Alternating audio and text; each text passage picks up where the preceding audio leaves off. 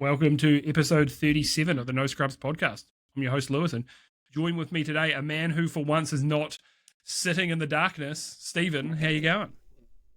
I'm good. Yeah, I've basically been chilling. There's some news in the pod that we'll get to, but I have gone back to an old favourite in preparation for it, which I'll talk about later. Yeah, I think that's like 2/3 down the dock. Yeah. Yeah, we'll get there, but... What about you? How are you, mate? Oh, I'm alright, mate. I'm alright.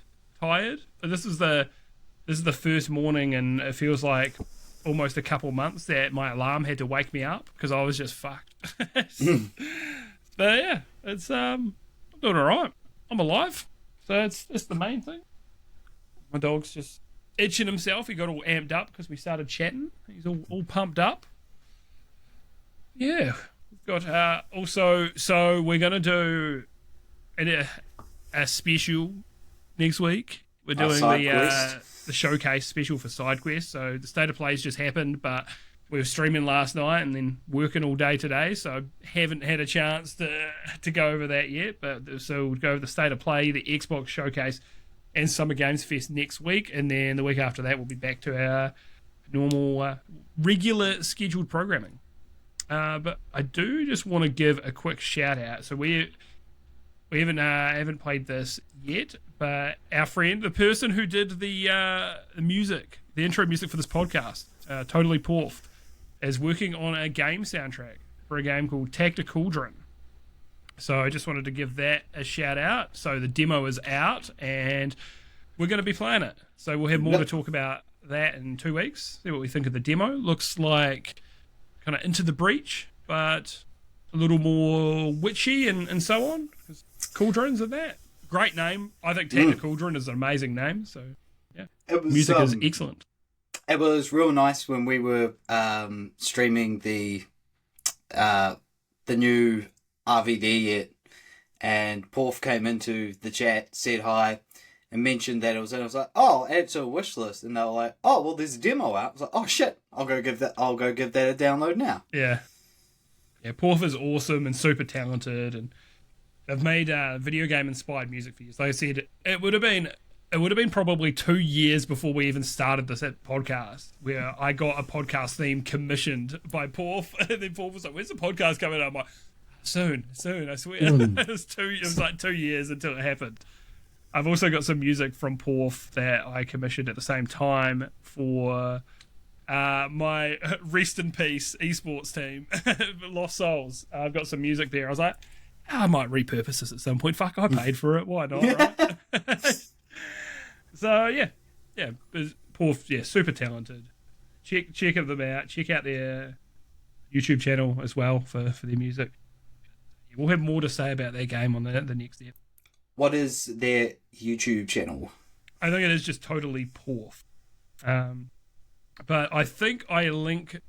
Do I link to them in the comments? I can't. I will. In this one, I will. If I remember, I've got a shocking memory, but I will link to their channel down in the description. I'm going to put this on Stephen. Remind me. I need you to remind me. Put it on your shoulders. Yep. Thanks, boss. Right, so Helldivers 2 is getting a Warhammer 40k crossover event. Dude, this is a fucking good crossover. Yeah. This is very fitting, very thematic. Like, the best example of what not to do is Call of Duty, which I know it's not really a serious military shooter, but its tone is very serious military shooter. And they're like, we're adding Eminem and Nicki Minaj, and I'll be honest, Teenage Mutant Ninja Turtles is kind of cool, but it doesn't fit. Like, they just keep adding shit like that. Well, we've got a Cheech and Chong execution where someone gets rolled up into a joint and smoked. You're like, what are we doing here, bro? Like, doesn't make sense. Warhammer 40k, perfect. When they did, the first crossover they did was Killzone. They've done Halo. I'm like, dude, they are picking the best franchises to cross over with. Like, and none of them look like they stick out like sore thumbs. Like they can exactly, yeah, they look very like consistent. they would work style wise in universe. Yeah, exactly. I think we'll get like, Resistance Fall of Man at some point as well. I think they'll do that. Makes sense. Sony IP. But yeah, I think they've done really, really well picking this one, and I'm interested in seeing what's in there. Destiny 2 is to get its last content update. It feels like a bit of an end of an era. This was always planned to be a 10-year game, but it's still crazy seeing a series that's been around for so long. They're like, yeah, but this is it. We're going to be done. Especially because Destiny 3 is apparently not in development, or not in active development. They may have done a little bit of pre-production and stuff like that, just to have a few things of what are we going to start working on next. But yeah, I played quite a bit of Destiny 2, not quite like our boy DT, but he felt like he got burnt by Bungie a lot by the end. And every time I got to not even close to that point, but I was like, nah, I'm just going to put the game down. I wasn't as invested. So I never felt like I got burnt, because I would jump in every few years and go, oh, this previous DLC's cheap now. Get it for $10 and I'll play through it and enjoy it. Play through most of the content, not the raids at that point. I did the early raids because me and the boys were all online. We had a squad of 6. But yeah, it's sad to see. A marathon is great. I'm hoping that it does. Season 2 may have just started.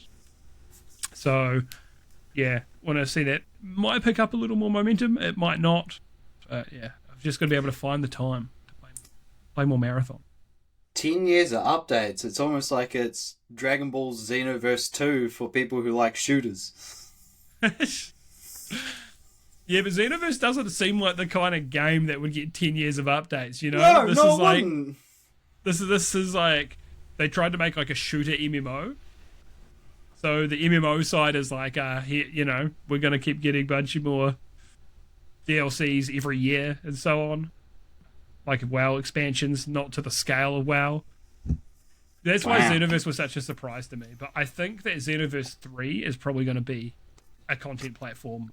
It's going to be built with the intention of it being a long surviving game.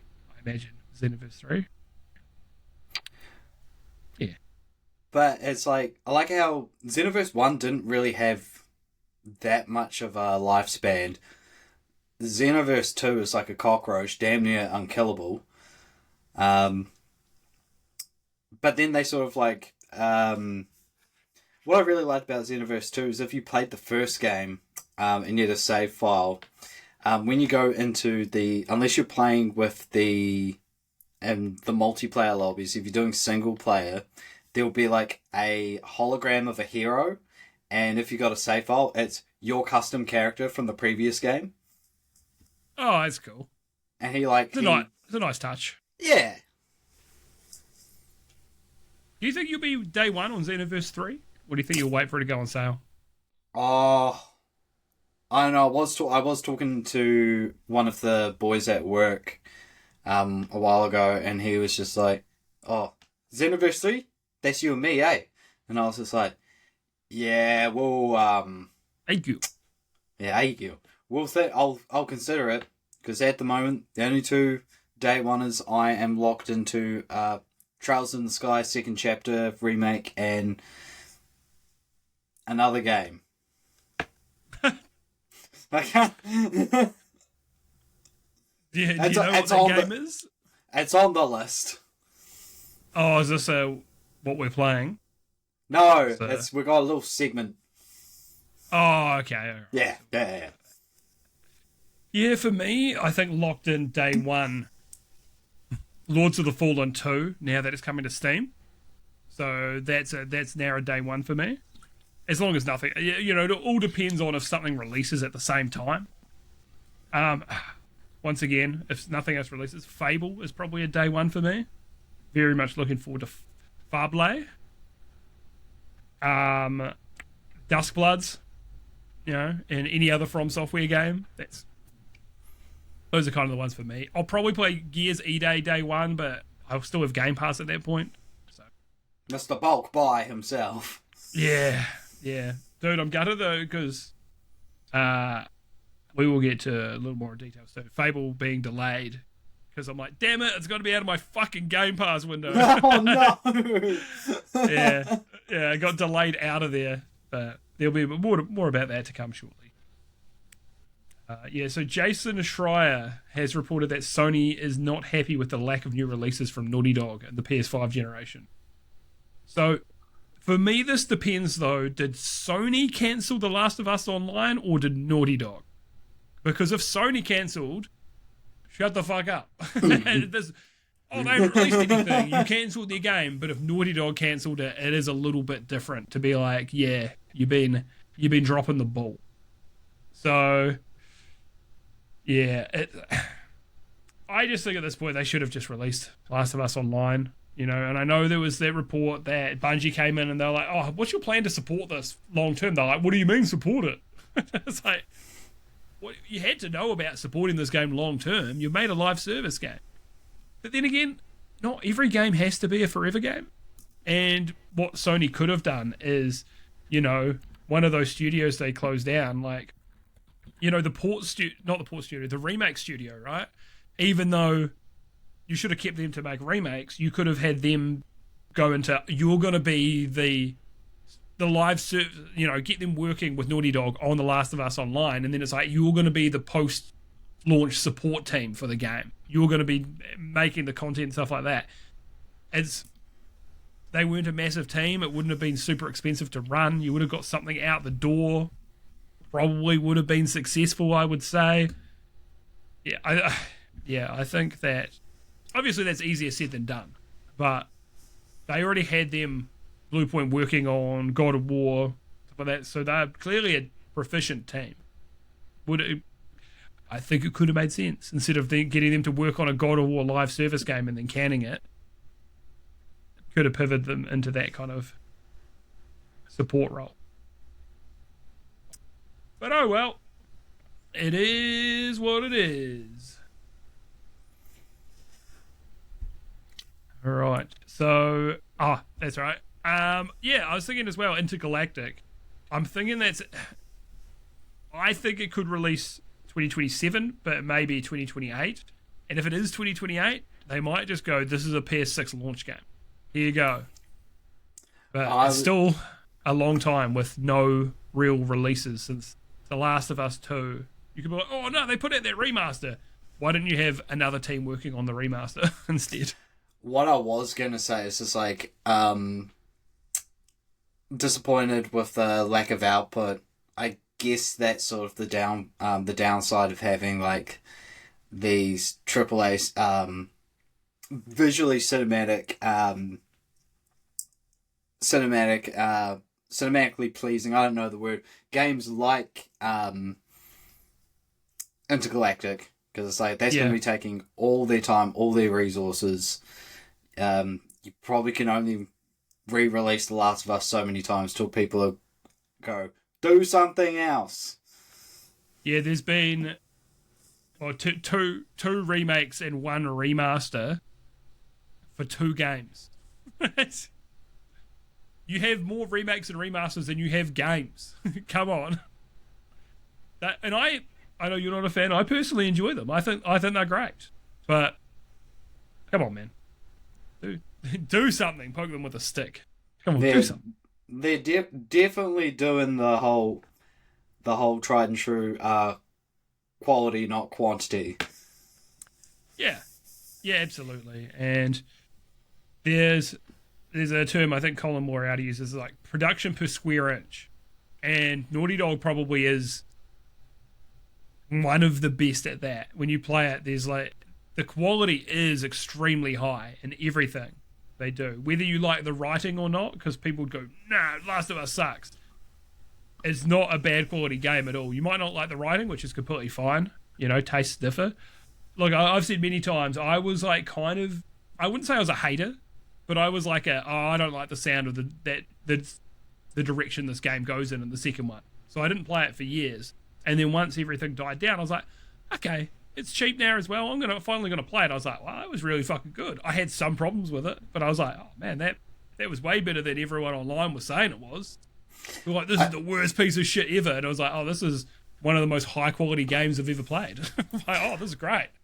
I guess that's the strat to do it, because like, yeah, the shit's died down, and it's like, not saying that you need or want opinions like force fed to you, approved talking points, but it's like, all right, didn't really care about the bullshit. I'm gonna sit down, and I don't have that mindset of, oh, I'm comparing this to what people have said because it's so fucking fresh. It's like, I'm just going, I'm gonna play it.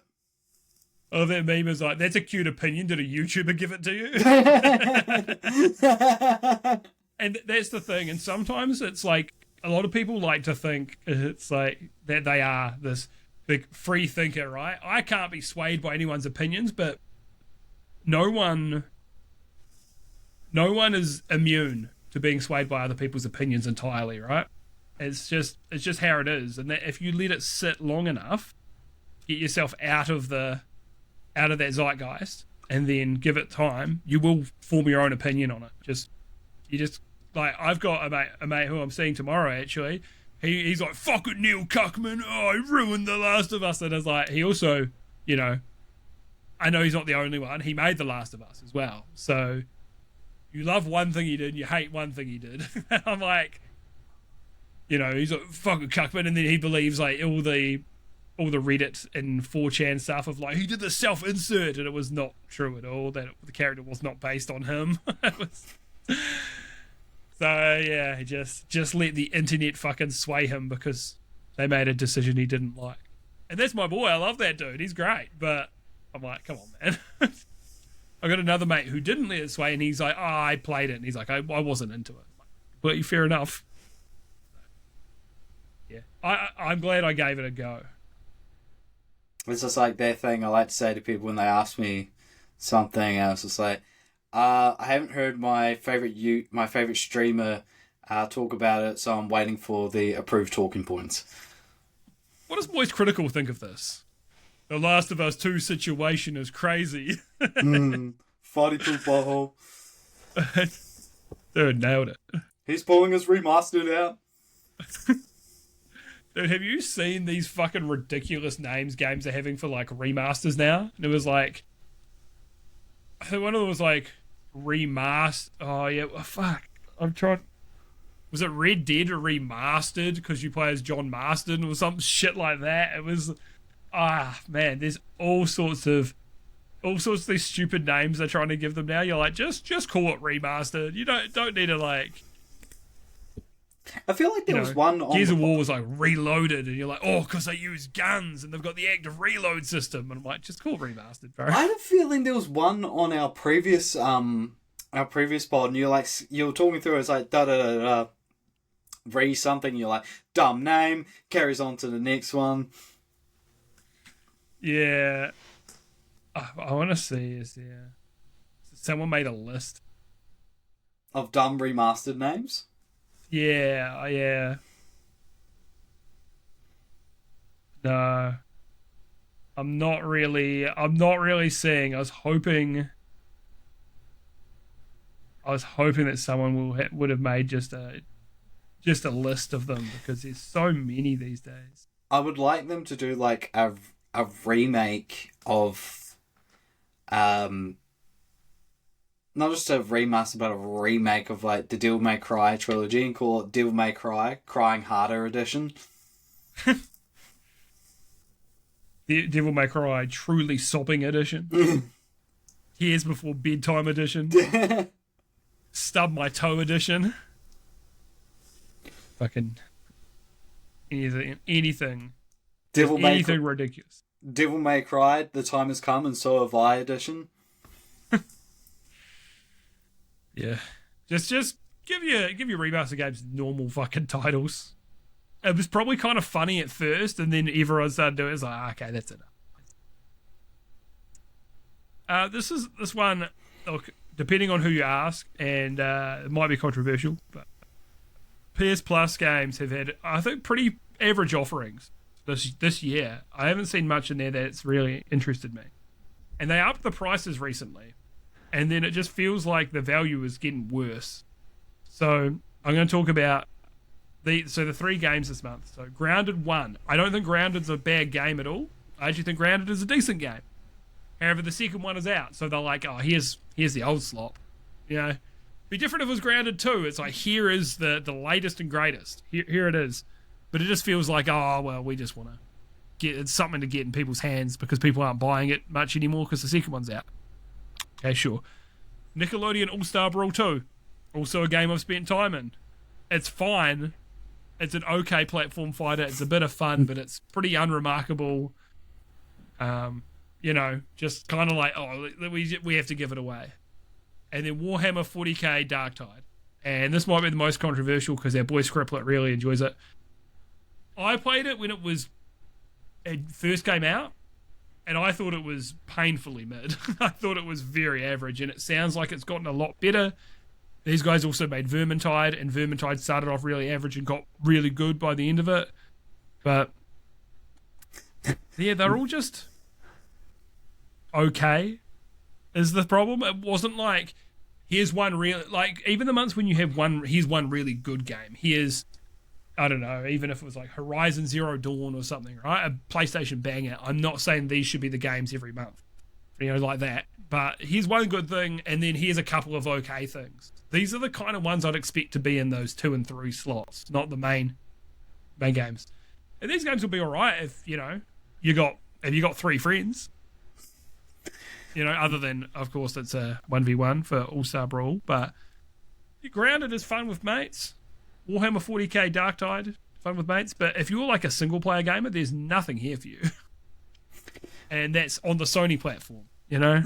These PlayStation Plus offers, it gives me the vibe of regular show.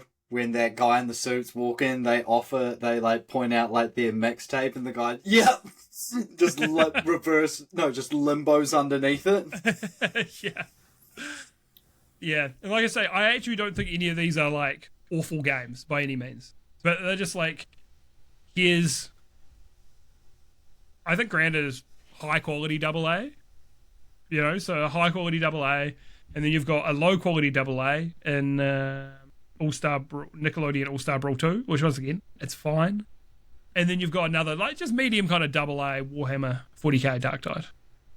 I even think when they do like an Assassin's Creed game or something, it's like I'm not into them, but it's like, here is a big single player offering for you, even though they sell them sometimes on Steam for like $10. But it's still like you feel like you're getting value and that kind of thing. And like I say, this is the single player gamer platform. So yeah, it's, like I say, it's a bit disappointing, but it's been disappointing all year. I was expecting, because I cancelled at end of last year, I was like, I need to save a little money, and I'm not playing many of these games, so I'll do this. And I'm like, maybe a couple of months I'll resubscribe to just, if some good games come out and I want to play them. But we're halfway through the year, and I haven't been interested at all, and not in the slightest.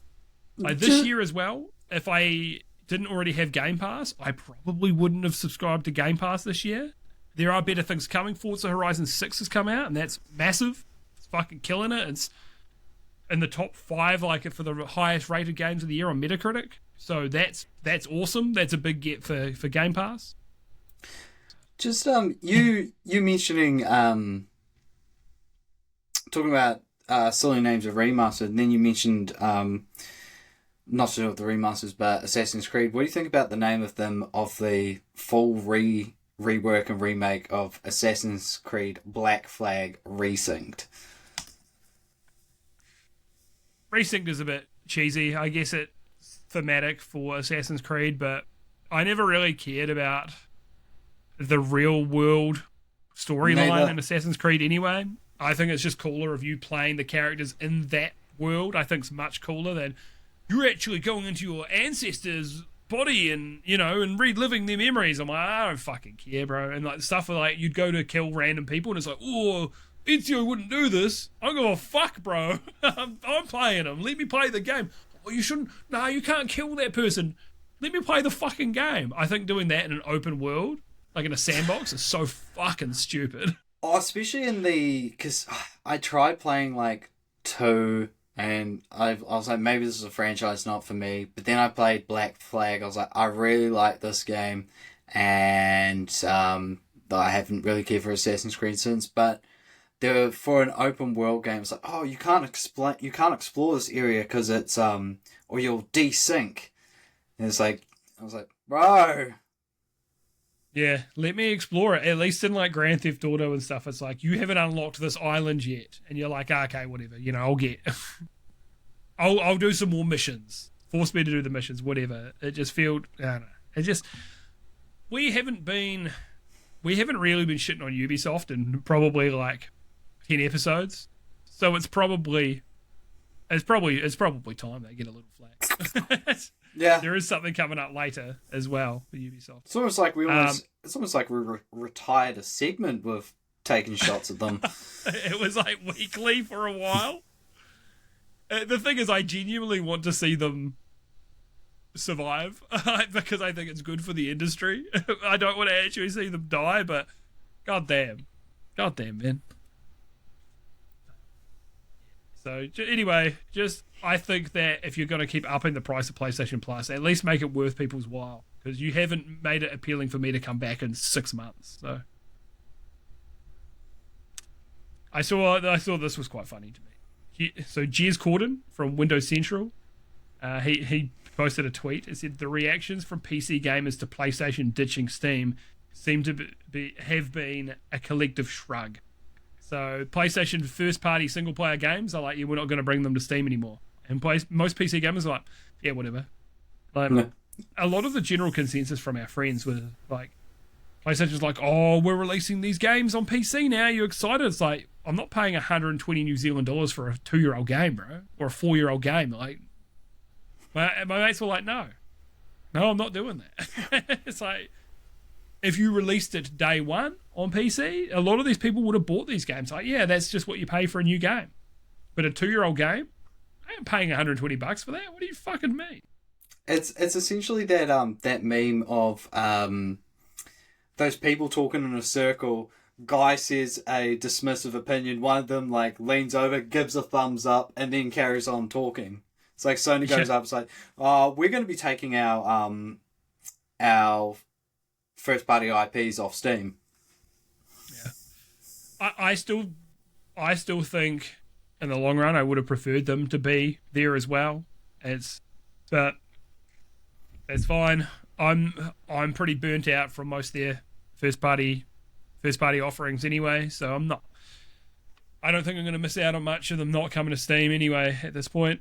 It's fine. I'll play the handful I do a year. Well, I say a handful I do a year, but they don't fucking release. They release 1 to 2 first-party games a year if we're lucky anyway, so it's not like I'm going to be missing out on mini games at that point. And then they want all their live service shit still on PC, so they're like, oh, you can have this live service slop though. And we're like, I don't think I'm interested. They also charge more for it. I love Helldivers 2. I think it's a great game. Big fan. But the fact that they're and actually Marathon as well, so they do have me there. Marathon was already being incubated before they bought them though, but they're like $70. Says The Simpsons. It's a candy dish, Ned. $90. That one was a Simpsons episode at a yard sale for DT. Just giving you context. I'm giving you context for that one. All right. The deep cut to the stream. Got to watch the stream. It's good, I swear. Wednesday nights. Yeah, Wednesday nights, New Zealand time.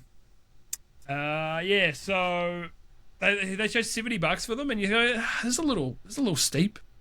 Not always, but you kind of like, do I want to pay 70? But so far, it has worked out in their favour. Well, except for Concord. They've got money out of a lot of us. And if it was $120, they wouldn't have. But $70, we played a good bit of Helldivers. I've got. Let me see. Let me have a look. How many hours have I got on Helldivers? Helldivers 2 for context. I got 101 hours. That's some good game time. I mean, that's the.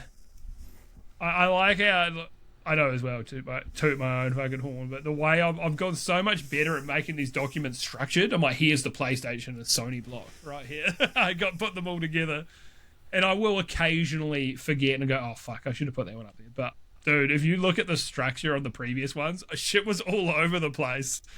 So yeah, I'm getting better. Now we get to the Valve block.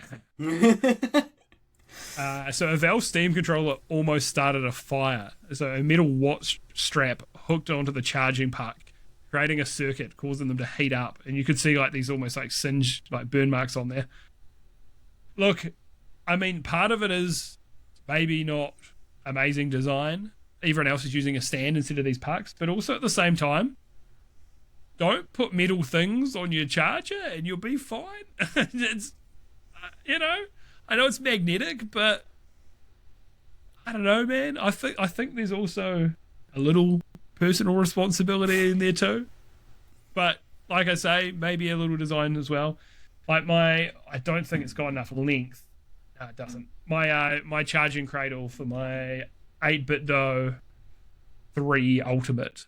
Dude. Hey, it's 8-bit Do, I've found out. Is it? Yeah. I thought it was 8-bit Do. No, it's 8-bit Do. We were pronouncing it wrong for a long time. But yeah, the cradle, you couldn't really accidentally... You'd have to put something physically on top of it, but the puck's sitting on the desk. I do understand that there is higher danger or something with that, so just be careful. It's partly user error, partly design. So, yes, I'm a Valve fanboy. This is the only company that I truly stan, I would say. Well, from something. But, yeah, so a little bit of both. So just be careful out there. Not a problem for people in New Zealand because we still can't fucking buy them. I'm not mad. Gabe didn't reply to me. Fuck you, Gabe, you beautiful bearded bastard.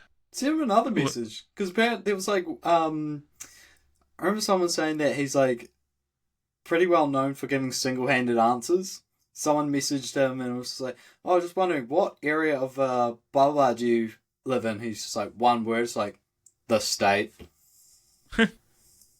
So press again. Press the man again. Nah. Has this Dear Slim. Don't worry, wouldn't be saying. Neither of us would be saying Dear Slim to each other. Let's be honest, we're big boys. Yeah, so the Steam Deck prices have gone up massively. So unfortunately, no one is safe from the chip shortages.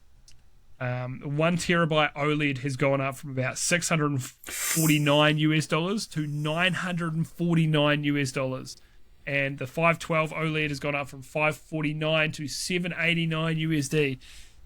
For the 1 terabyte, bro, that $300, that's fucked. That's a massive jump. This is so fucking expensive now. It's way too much. It's more than it's worth. So I hope that they don't make a Steam Deck 2 until prices go down. Jeez. This has made me really worried for the price of the Steam machine. People are thinking it's probably going to get... People were originally estimating $499, and people were like, it's probably $699. Now it's probably going up $200. Yeah, not great. And I know as well, I have been critical of some of the other companies increasing prices, but not all of them. I was mostly critical of Microsoft because it was with the Xbox, you were already not selling through your stock. You just need to sell them, unfortunately, at a little loss to get them in hands and then hopefully get more people subscribed to Game Pass and so on. I think I was most critical of Microsoft. I was critical of PlayStation more on the price increase of PlayStation Plus than the consoles because the offerings aren't good. They were like, oh, well, the economics right now, we have to increase the price. And it's like, yeah, but your costs of operating PlayStation Plus haven't gone up. So that's why I'm critical there, not so much them actually increasing the price of the console. Same with the Switch. It was kind of unfortunately, the way we're more critical is consoles used to go down in price, not up. However, these are the times. More AI data centers does mean more costs for manufacturers on mostly on memory, but on everything, on all components. So, yeah. Unfortunately, I don't see myself getting a Steam Deck anytime soon. Which, to be fair, I probably wasn't anyway, because it was still. I left it too long. It's been 4 years, you know. So, the reason I got a ROG Ally was the refurb, a little case on it, and it was 500 New Zealand dollars, like probably like I guess 350 USD. Pretty fucking good. Very good. And how many times you played it? Look, next question. No, I've had this year's been really good for me because there's been some good indies. So I was playing Mugenics in bed quite a bit earlier in the year. Also, currently my game of the year. Mugenics is still it right now. Damn. I've been playing a game I'll talk about soon, Mina the Hollower, because I was at Alex's the other weekend, and I was like, she was reading, and I was like, fuck, I'm going to play Mina the Hollower on this. Great game, handheld. So, has been getting used. When I went to Thailand, okay, the Switch 2 got all the play, but, you know, that's fine. Brought it with me. So, little priced out of that now. That's fine. Xbox has got new adaptive thumbstick topper options for their accessibility controller, which more options is always a good thing. Like I say, we're a little special here, but we don't need these controllers. However, I did buy a PlayStation 5 one. Mighty Ape had them real cheap, and I was like, fuck it, I'm going to check it out just for the sake of it. And it's cool. I like just how many options you got and how customizable they are, which is very unlike something for console. But I was like, could I use this on like away on PC? And I mean, you can make it work on PC, but it's just a cool idea. Nice to see that they are making more options for people with disabilities. Yeah, so even Steven can play games. Yeah. One day I'll play a video game. Yeah, not well, but he'll play it. Yeah. I'll give it my sum. Yeah, I'll give it my most. Yeah. Look, if you give 100%, mate, you're going to burn out. You want to give it at most 80-90%, you know? You give it a real fucking good go, but you don't want to max out on it and burn yourself out. That's good life advice. People say 110%, you're like, that's not possible. You only have 100%. 10% is not a good amount of given. Yeah, you was just like, I need you to give it 110%. I was just like, can't do the 100, but the 10, yes. 10, I'm all in, baby. I'm all in on 10%. So yeah, Forza Horizon 6 has been absolutely killing it. And there's an AI player called Bowie Knife 99, and he's a fucking menace on the road, driving like really aggressively, ramming drivers off the road. And it's turned into like this viral, boom, nailed it, marketing campaign. And other game companies have been memeing it. And there's a Bowie Knife 99 account on Twitter that has been, I don't know if this guy is,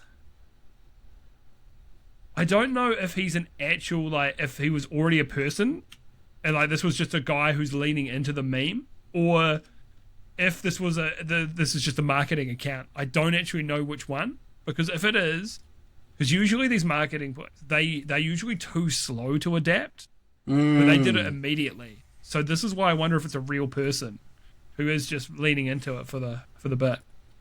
And he said on Twitter, he said, I don't know who you are, I don't know what you want, I don't have any credits, but what I do have are a particular set of skills I've acquired over a very long career, skills that make me a nightmare for people like you. I will find you and I will ram you. #FH6.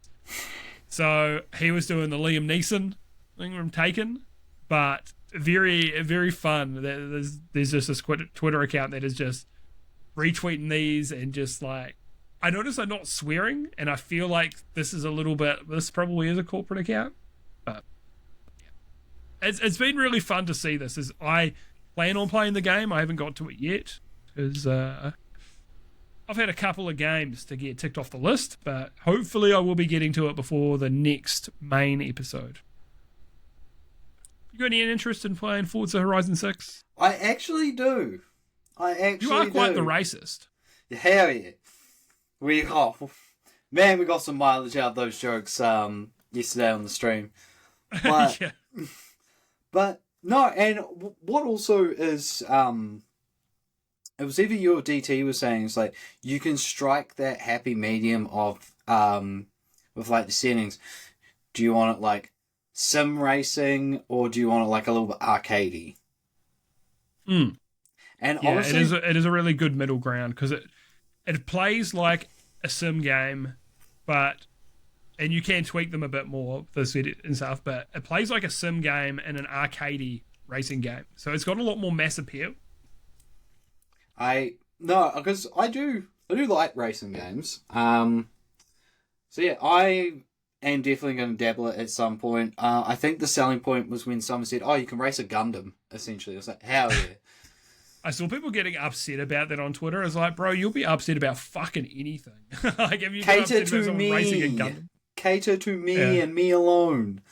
Yeah, I just saw that and I was like, that's cool as fuck. Hell yeah. And it's like, they're like, racing games are dead. Serious races are dead. It's like, go play Gran Turismo on PlayStation. Go play Project Cars. Go play Assetto Corsa. There's so many fucking racing sims that are serious ones, man. You have so many options, especially on PC. Like, these people just need to shut the fuck up. And I'm fine with people criticizing things, but I'm like, man, you just want to bitch about anything, eh? Grow up. Come on. There's plenty of things to complain about. I fucking tell you. So Game Pass Family Plan was cancelled because EA was against it, essentially.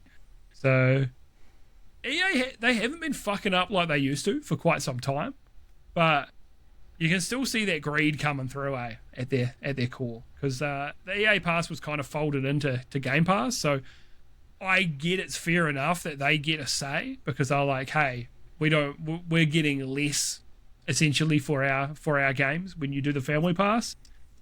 But come on, man, it ain't that deep. We've got the Steam family sharing set up for everyone except Steven, because it hasn't worked for him. I know we say this every time. It's like, we're going to sort that out, Steven. We're going to sort it out. But Valve will let you have up to 6 people in your Steam family to all share games. And certain games are opted out for it. Some of it is because of cheating reasons. So like some multiplayer games, you could cheat, but you're using it through Steam Family Share, and then they can only ban it from your account, but then you could, you're not actually the person whose game it is, and it's a whole fucking thing. But the fact that they let you do that for free and you can play all these people's games, insane. And then EA's like, well, nah, mate, Family Pass, even though we're still getting paid, can't allow that. So you just see the different levels of greed from different companies. So shout out Valve. Yeah, even though the price of the Steam Deck is gone up. The EA's just like, EA's like, family plan? Oh, we're going to have to do child services this one, sorry. Sorry, but we like the money more than your enjoyment with your friends and family, sorry. I like to think that Mr. Krabs runs EA, Yeah. SpongeBob, me boy. Money this, money that. I was supposed to say it wrong. It's Sponge Boy Me Bob. I accidentally said it right. Terrible.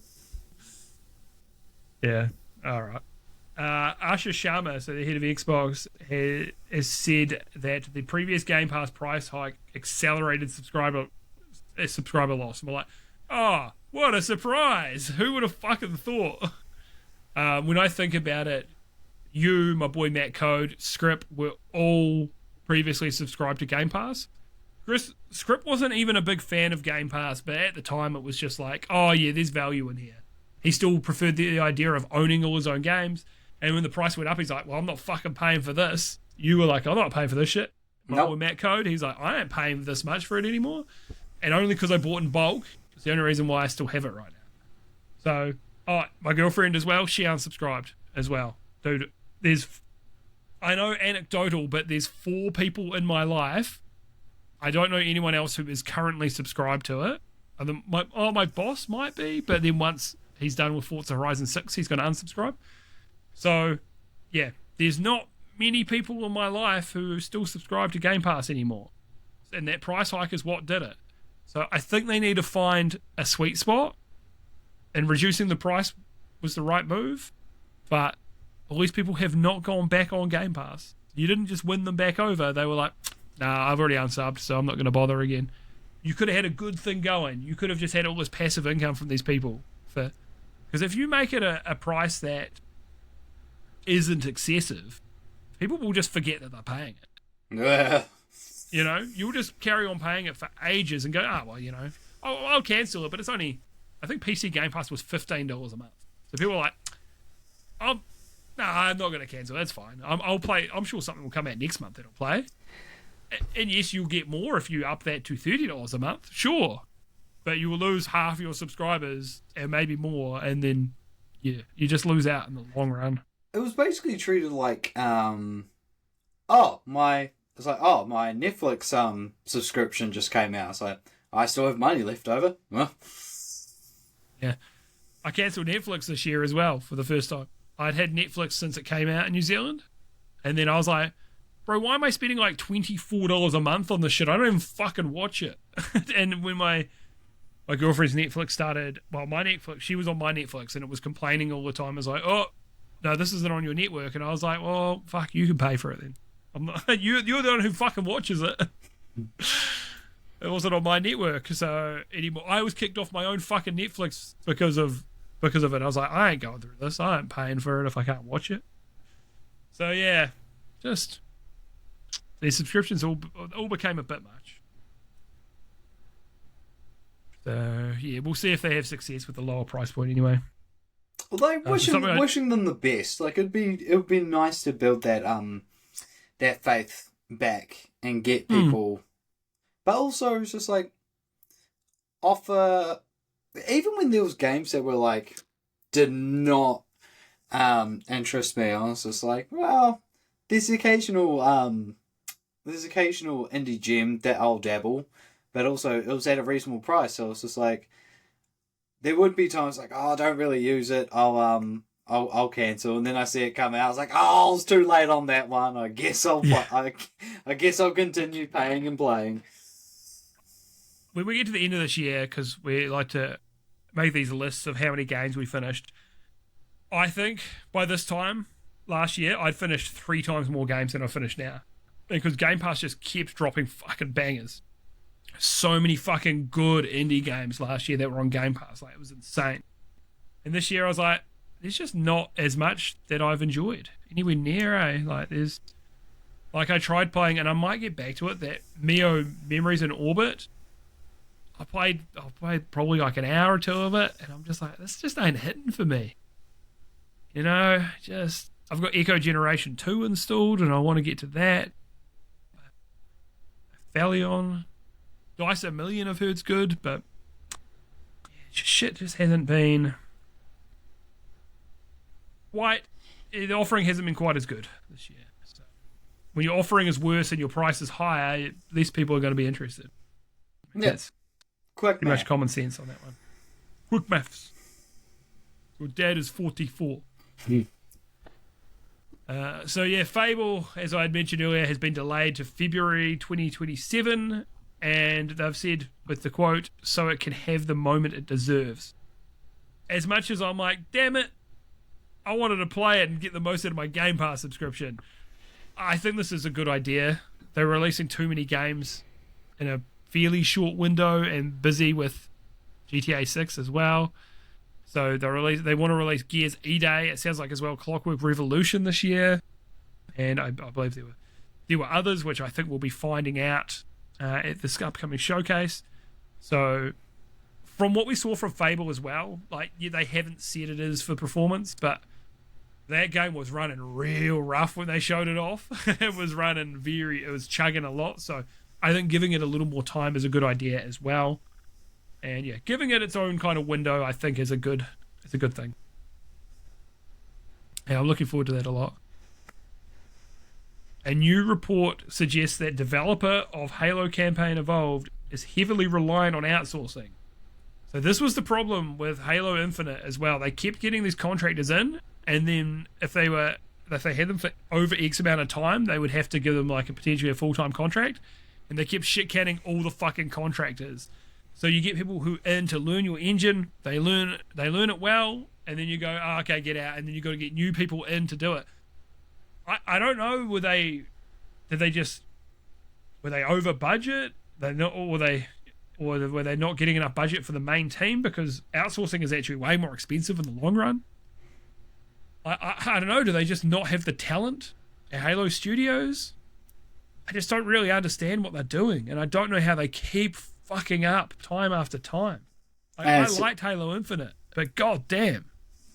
And it sounds like they got the mindset of with the outsourcing. It's like, here, go hold the door for your replacement. Yeah. It's just bizarre. Like, if you can actually nurture that talent, the people who are making the game, well, your game production it's going to be more efficient, so it's going to cost you less money in the long run. You're going to end up with just a far better team, people who know the engine inside and out. Like, it's going to be it would just be better to just hire these people full time if the other one's making the fucking game anyway. Like, I don't know, man. I almost think that if they can't do a fucking remake, right, I think you need to shit can them. I think you need to give the Halo IP to someone else, like, to do it. I still think you give it to id. You don't get them to make a mainline Halo, but you get them to do a spin-off.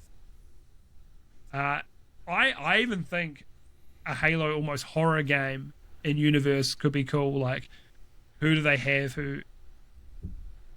Look, this might not be the right team, but the team that did Hellblade, Senua's Sacrifice, there's clearly a bit of horror roots in there. I don't know. Do you do a stealthy kind of horror game where you're playing as like as humans or ODST or something coming up against elites who they would not be able to fucking take down? I don't know. It could be fucking cool, but actually do more and explore the IP instead of we're getting this team who just keeps dropping the ball, and now you get them to do remakes, and it sounds like they're not even doing a good job of that. The hard work is already done for them. Come on, man. And like I say, once again, I like Infinite. It is my third favourite Halo game. I think that they nailed the game feel so fucking well that I was a big fan of it. But that is a very unpopular opinion. The yarn was just fine. It set up a lot of cool stuff that they're never going to do anything with. They just don't get it. They don't truly understand Halo. They understand game feel, but they don't understand Halo. But I liked that grappling hook. Felt good. Yeah, it felt good. Movement and stuff was really good. The gunplay was slick. It was like the campaign it needed more biome variety, but the gameplay was like, we've done a somewhat open world Halo Far Cry game, and that sounds kind of dumb, but it was kind of good. Which is just so, come on, get it together, Halo Studios, sort it out. Asus has announced an Xbox Ally X with 120Hz OLED display and TMR sticks. So, look, I've already said the Steam Deck was too much money for me. So this is going to be way too much fucking money for me. However, I think this is really cool to see. They're clearly doing something for the high end. OLED displays look amazing. They're also better for battery life and power consumption, so this is great. TMR sticks are great, so you're not going to get stick drift in this bad boy, or at least massively minimize the likelihood. They say it's impossible to get stick drift, but look, we'll see once they are around for longer. Maybe they don't get stick drift, but maybe the sticks wear out and loosen up over time, possibly. But the magnetics, they shouldn't, but we will see. We will see. Yeah, but I think this is cool, and hopefully those, like the TMR sticks and stuff, start trickling down to the lower end. You can actually get TMR sticks, like third-party ones for the ROG Ally. I just can't be bothered. I'm like, I know that I'll take it apart and I'll break a fucking clip, and then I'll always feel that it'll be loose somewhere, and I'll be too fucked off at myself. Yeah, but if I was to give it an upgrade, I'd probably be doing TMR sticks in there, because they're just great. And I think there's a problem with my refurb. One of the sticks feels a little feels a little grindy down the bottom. It's not the end of the world, but I'm like, feel it. I'm starting to get that with my my controller. Like I'll be playing Street Fighter 6 and I'll do my inputs. I was like, you're, as you post, like, you're a little bit grindy on the down input there. What kind of controller have you got? I have a wired. I can't remember what the name of the brand is. It's like FPD. Oh yeah. They're not bad peripherals overall. Like it. They were the ones making like the Guitar Hero controllers and stuff like that in current day. Oh, true. I had a controller I liked. It was the I think it was called. I think they were calling it the BFG, and the big fucking guy. Oh, those guys have been bought out by Turtle Beach. Interesting. They were not Turtle Beach previously. It was Victrix, the Victrix Pro, because they were under that company we were talking about previously. But no, they are. Yeah, what was cool about this BFG controller as well is that it has a they added to it later. They released a model later with TMR sticks, either that TMR or Hall effect, one of those. But so they won't drift, and then they've also got changeable parts, so you can change into different D-pads. You undo a couple of like the little. They look like tiny little Allen key holes, and then you put on the flight pad one, so you've got 6 front buttons instead of like another stick. And then you want to play a shooter or something, and you wrench it out and chuck that on. It seems like a really cool controller, but I was waiting for them to go on special because they're fucking expensive, but I don't think it's going to happen anymore. Especially if they're now under Turtle Beach. They won't be going cheap. Oh well, crush my dreams. I'm more interested in a Steam controller now anyway.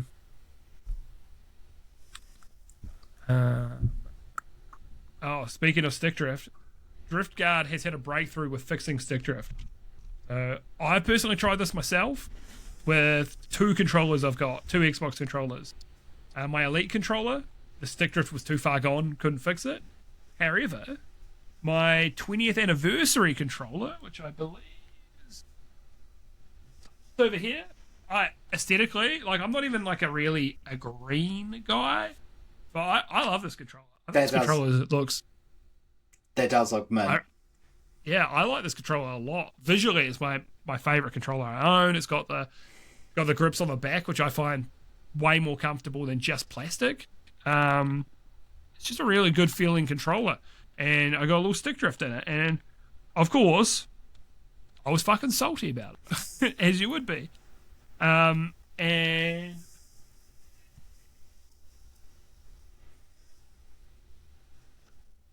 the hardware that I'll show off after this. Well, I say new, but not new. So yeah, I put it through this software. So I'll go through the process. So you essentially you download and you install a specific driver, like their own driver, and through their software, you say, yep, cool, this is the controller, and then you essentially get you to spin the sticks around. So you go spin them around, and it goes, cool, calibrate it, and then you save it to the controller. It is a bit of a process. You uninstall that driver, then you unplug it, and you plug it back in, and bam, done. And I gave it a test before and after, and I was like, oh shit, this has fixed it. The problem's going to be with stick drift is it will get worse over time, so you would have to recalibrate that every now and again when the stick drift gets worse, and once it gets to a point where it's too bad, not really going to be able to fix it. I'm still not going to go back to that controller just because the 8-bit 2 is, I'm not going to get stick drift on it, and that's what I'm used to now. So I say I'm willing to, down the track, give another Xbox controller a go, maybe even an Elite, if they do TMR sticks or Hall effect sticks. But until then, it's 8-bit 2 all day, baby. That is still sick, though. For, sort of fixing your stick. Well, prolonging the performance of the controller with like a driver update, essentially. Yeah, essentially. It just kind of configures it so it knows where the dead spots and stuff are, and yeah, because you spin the sticks around. But yeah, really, real cool. Speaking of real cool, there's been something I've been wanting for a while, and it's not perfect condition. However, bought a Game Boy Color. Hey! Couple of little scratches on the screen and so on, like. But it was a lot less money than they normally are. They normally like $150 here. I think I got it for $110 with 4 really shit games. But I plugged the best one in, mate. I got Snoopy Tennis. Sneeness! All these games look like shit, man. Also, like the sticker on the back of this had peeled off and stuff. But dude, I always love the fucking booty on the Game Boy Color. And I got the color I wanted, bro. The transparent purple. I think this looks so fucking good. This is the best a Game Boy ever fucking looked. This to me as well looks better than every fucking Game Boy Advance as well. Just this transparent purple, bro. This might be the most fuckable Game Boy. So you're gonna get Pokemon Yellow, Pokemon Crystal. Pokemon Crystal for like $300. No, thank you. It's fucking so much more expensive than the console. It's just 3 times the price. So yeah, but no, I've always wanted one. I've never owned a Game Boy Color. I got the Pocket right beside it, which is just the standard transparent, which is cool as well. Yeah, I need to get some little stands for them. I've got a grey Game Boy Advance over there. I'd love to get an SP if I can find one cheap. I've got a DS Lite somewhere. I've got a 3DS XL. I got a lot of them. I'd love an original Game Boy, like the OG Fat Boy, because I got a Pocket back there. So a Game Boy camera. I think they're quite expensive now. Sounds such a novelty. Dude, I'm gonna take dick pics and then I'm gonna mail them to people. The Game Boy camera. Hey DT, you got a surprise in your mailbox. What the fuck? Oh, dude. Because, of course, you got to get the Game Boy printer as well. You got the camera and the printer. No, there's just a little... He's got his window open. There's just like a little paper airplane that lands perfectly on his keyboard. On his keyboard? Yeah. Like, in the, like, perfectly, like, upright. He looks away, looks back. What the fuck? How the fuck did this get here? Yeah. And then he sends me a message. He's like, hey, mate, is it cold out? No, I'm a grower. He's like, yeah, I thought... Do it flaccid as well, power move. He'd just be like, I expected more pixels on your piece than that. Oh, dude, pixel piece. That's kind of a nice little alliteration there. So, Remedy's new CEO was saying Alan Wake in Control should have sold more copies, and the movie/TV deal will help us do that. I tell you what, mate, if Alan Wake 2 was on Steam, I'd own it.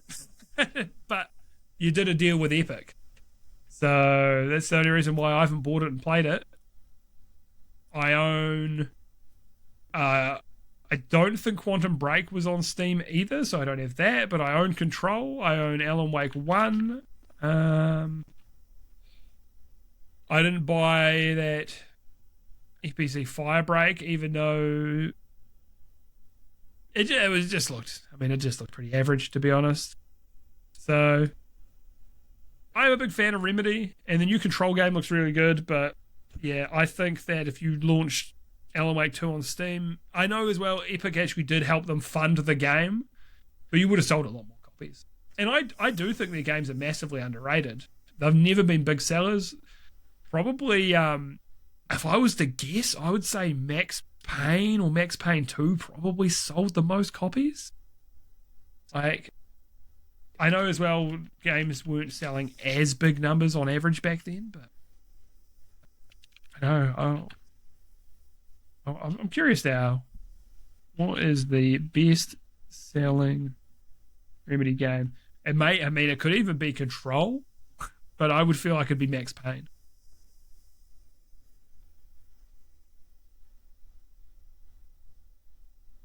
Oh, okay. So they're not counting Max Payne and Max Payne 2 because they were under Rockstar.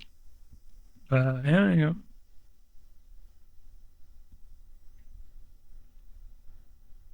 Sorry, this is awkward silence there.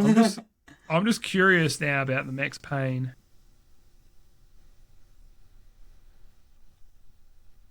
Okay, so what is it? Control was 5 to 6 million. Quantum Break has not.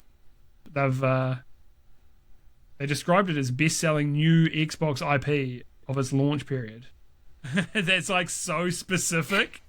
That game didn't sell very well. Max Payne 1 and 2 combines about 7.5 million units. I remember Max Payne 2 at one stage was the most pirated game ever. So that's unfortunately not great. So yeah, it may even be Control. 5 to 6 million units for their budget is probably not bad. I think it probably deserves more though.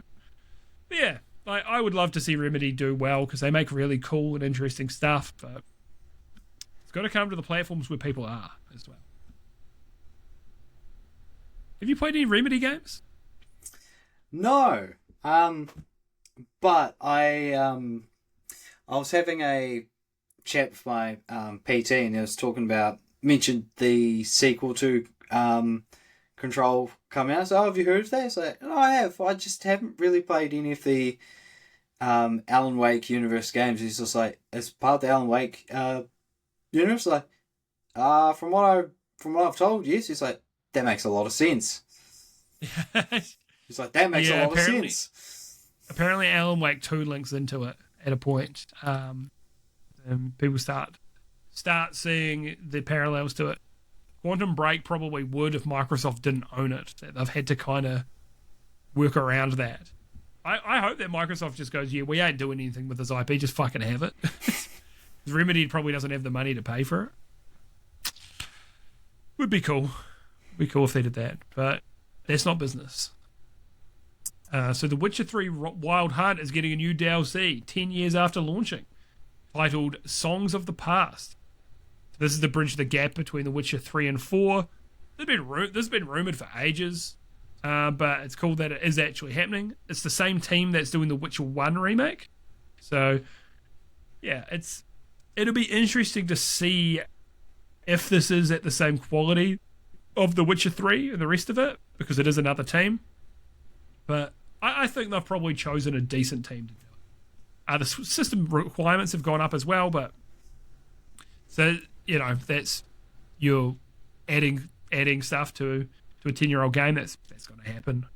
But they did a lot of groundwork to do this. Like, so here's the new console version of it, which is higher resolution and runs better and all sorts new, you know, quality of life updates and stuff. So they really did a lot to get the game up to a modern standard already. So yeah, really cool to see. Stephen, can you think of a 10-year-old game that you would want DLC for right now?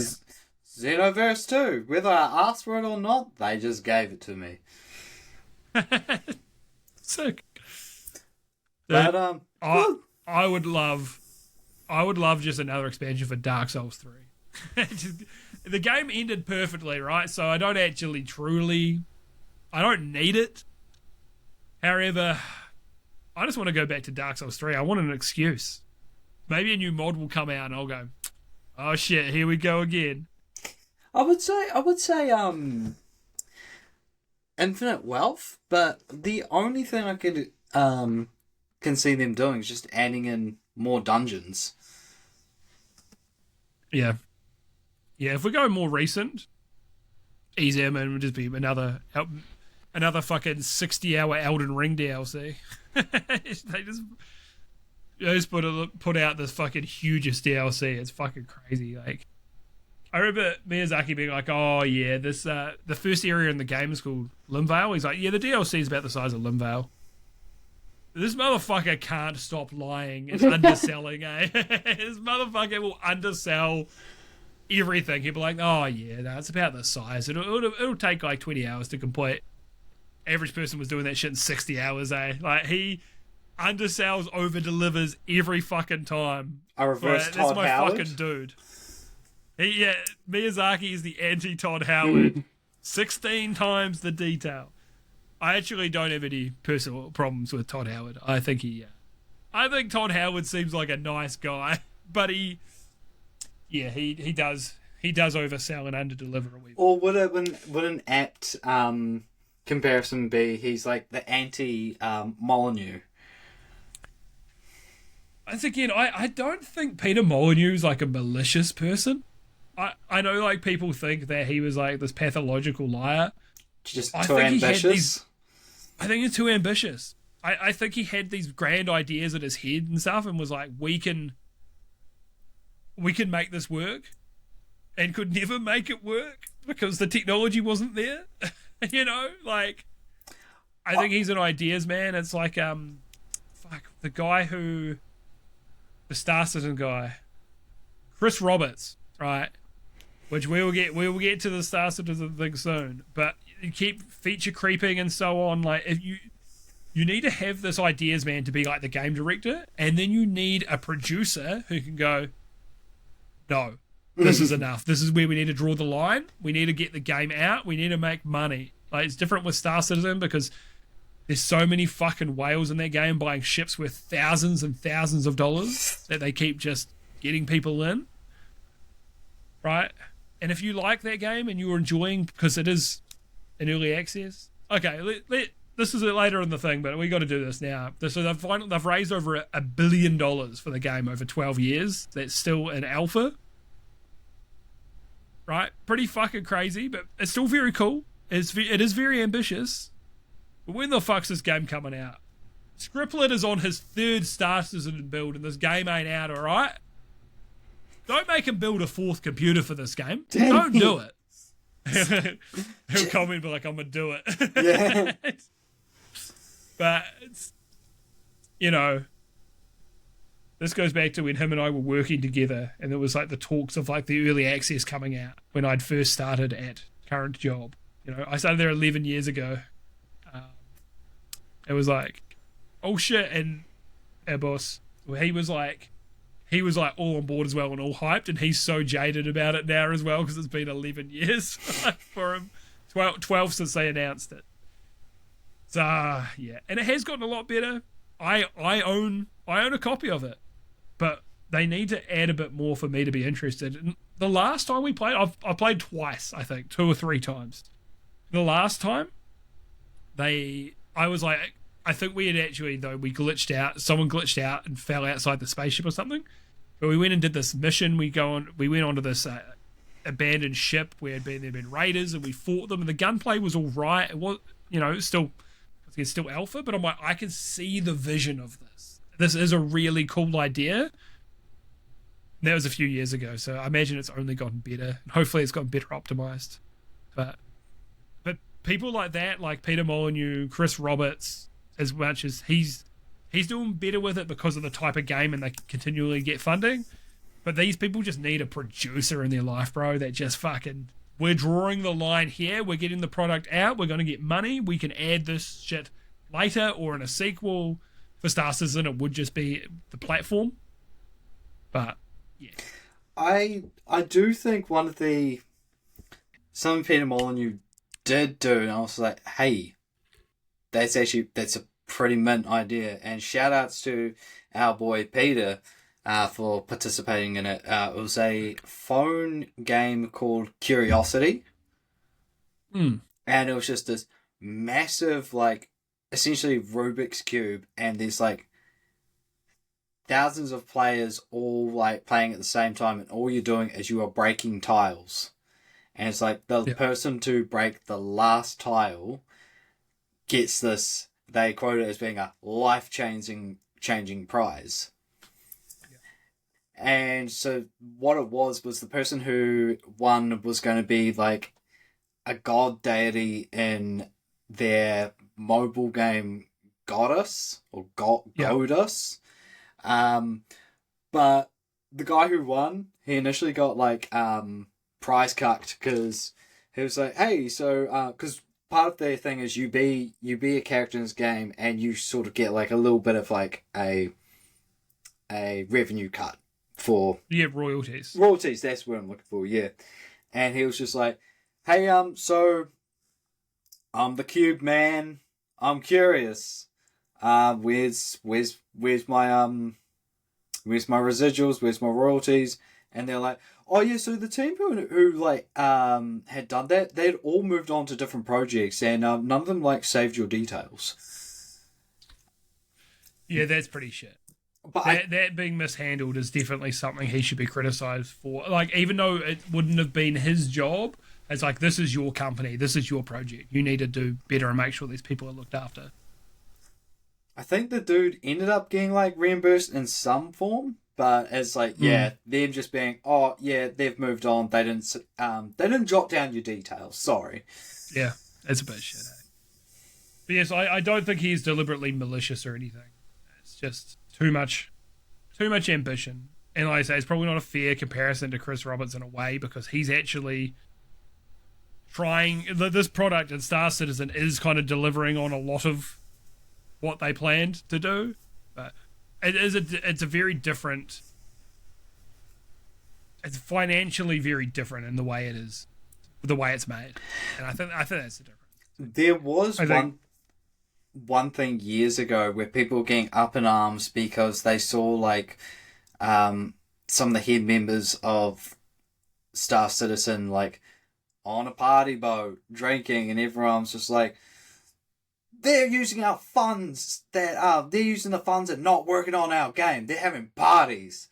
And I was just like, fuck, I don't know, maybe they hit a milestone. We're just like, alright, let's boost morale and let's just get drunk on a boat. I don't know. Yeah. Or they're having a work do, or like a Christmas do or something. I don't know. And like, this was years ago. Yeah, like it would depend. It'd be different if they're doing that every fucking week or something. But if it's like a once or twice a year thing, I can't be mad about that, man. Let people unwind a little. But I get the optics of that. Sure. Yeah. So CD Projekt Red CEO has said, don't expect expansions for The Witcher 4. So this, my understanding of this is they're trying to get out The Witcher 4, 5, and 6 within 6 years of each other. So DLC will just slow that down. They want to be able to tell a whole story. So normal game development current day is like 5 to 6 years for a AAA game. They don't want to be doing this as a 5 to 6 years. They want to be getting on to the next project. If it's on the same engine, same assets, all of that, as long as these games are sizable and tell good stories and feel like, you know, they end in the right places, I think that would be good. But maybe The Witcher 6 will end up having DLC, because if that's the final part of this, right? I think that'd probably be a good idea. And let's say these are all 100-hour games each. Bro, fucking don't worry about it. I think this would be a better use of their time to be able to tell a whole story than spend all that time on DLC instead of progressing the next game. And people, you know, the amount of people who play games all the way through and then, like, very seldom, it's very seldom for me that I will play a game all the way through, then a DLC will come out, that I will actually go back to that game these days. I fucking loved Cuphead. That DLC, I waited like 3 years for it or something. It came out, I bought it, I haven't fucking played it still. The game's not recent.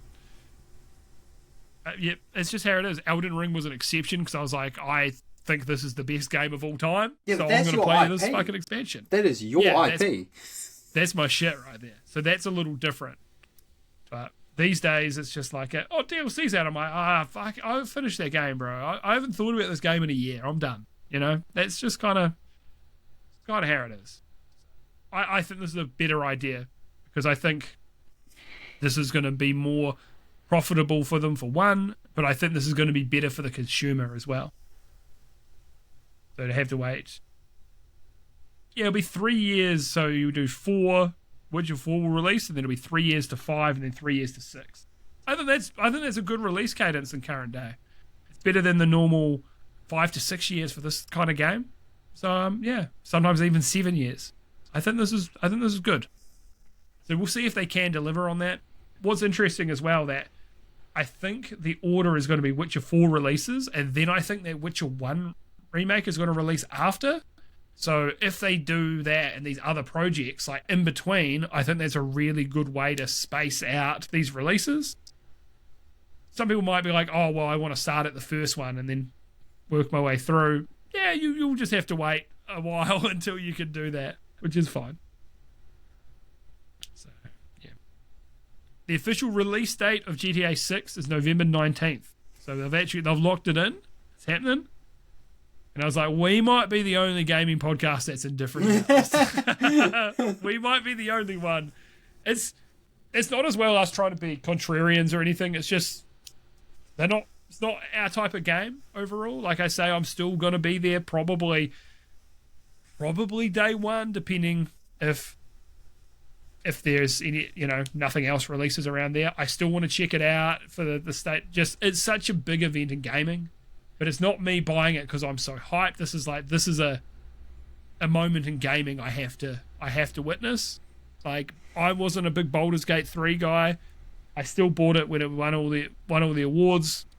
Not because I'm like, oh, it won all awards, it must be good. It was like okay, I need to see what this is about. I knew the game wasn't going to be for me, and I've said many times, I've now finished it with the boys, and I can tell you the game still wasn't for me. The highs were really high, but there was a lot of fucking around, and I just don't get super immersed in that kind of game. So I still am glad I played it, because I'm like, I get why this was the best game of that year, for sure. I completely understand why it won Game of the Year, and I think it deserves it. So I didn't want to play it. So yeah, it's I'm gonna have to check it out for sure. And then I'll tell you all about it. Riot Games have bricked some $6,000 DMA cheating devices with their Vanguard anti-cheat. And at first I was in two minds about this, because Riot Games should not have the power to brick anyone's hardware, right? They should not be able to do that. However, these are devices specifically dedicated for cheating. I don't really give a fuck if they brick this. They're not bricking regular people's graphics cards and stuff like that. To be fair, Vanguard has bricked other people's PCs, and then they just kind of tried to fucking hide that. It wasn't to this level, but it was like killing like stopping Windows from booting up, and then they'd have to go change things in their BIOS and stuff. And so the average person's not going to know how to do that. And then they took no responsibility, because Riot Games are cunts, to be honest. But this, I was kind of like, yeah, I don't know, man. Brick all these fucking cheating devices. What do I fucking care? If I get less cheaters in my game, that's fucking great. If you cheat in a video game, like, if you're like, okay, if you're using Cheat Engine in an offline game and you're like, I'm going to give myself this weapon or whatever, you're not really hurting anyone. No. Right? You're only kind of cheating yourself out of an experience. I'll be honest, I used it in Dark Souls 1 in my last run that I did, and it was only because I fucked up a slight thing for a quest, and I missed out on the exact fucking, what do they call them in Dark Souls? The catalyst, wand, whatever, the spell casting thing that I wanted, that I was scaling for, and I was like, oh fuck, I've locked myself out of this. So I installed Cheat Engine so I could get that, because I was like, that's the entire point of me doing this fucking run. Whatever, right? I finished that game, well, now 8 times, doesn't fucking matter. I'd finished it 7 times without using Cheat Engine. I just wanted to use that specific weapon. But if you're doing it like cheating in online games, you are such a fucking loser.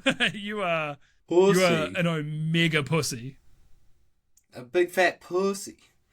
Yeah, you fucking suck if you're cheating in these games. You're like, you're saying that you are too pathetic to beat people normally. Like, that's all it is. You don't have the skills to do it. You lack the coordination.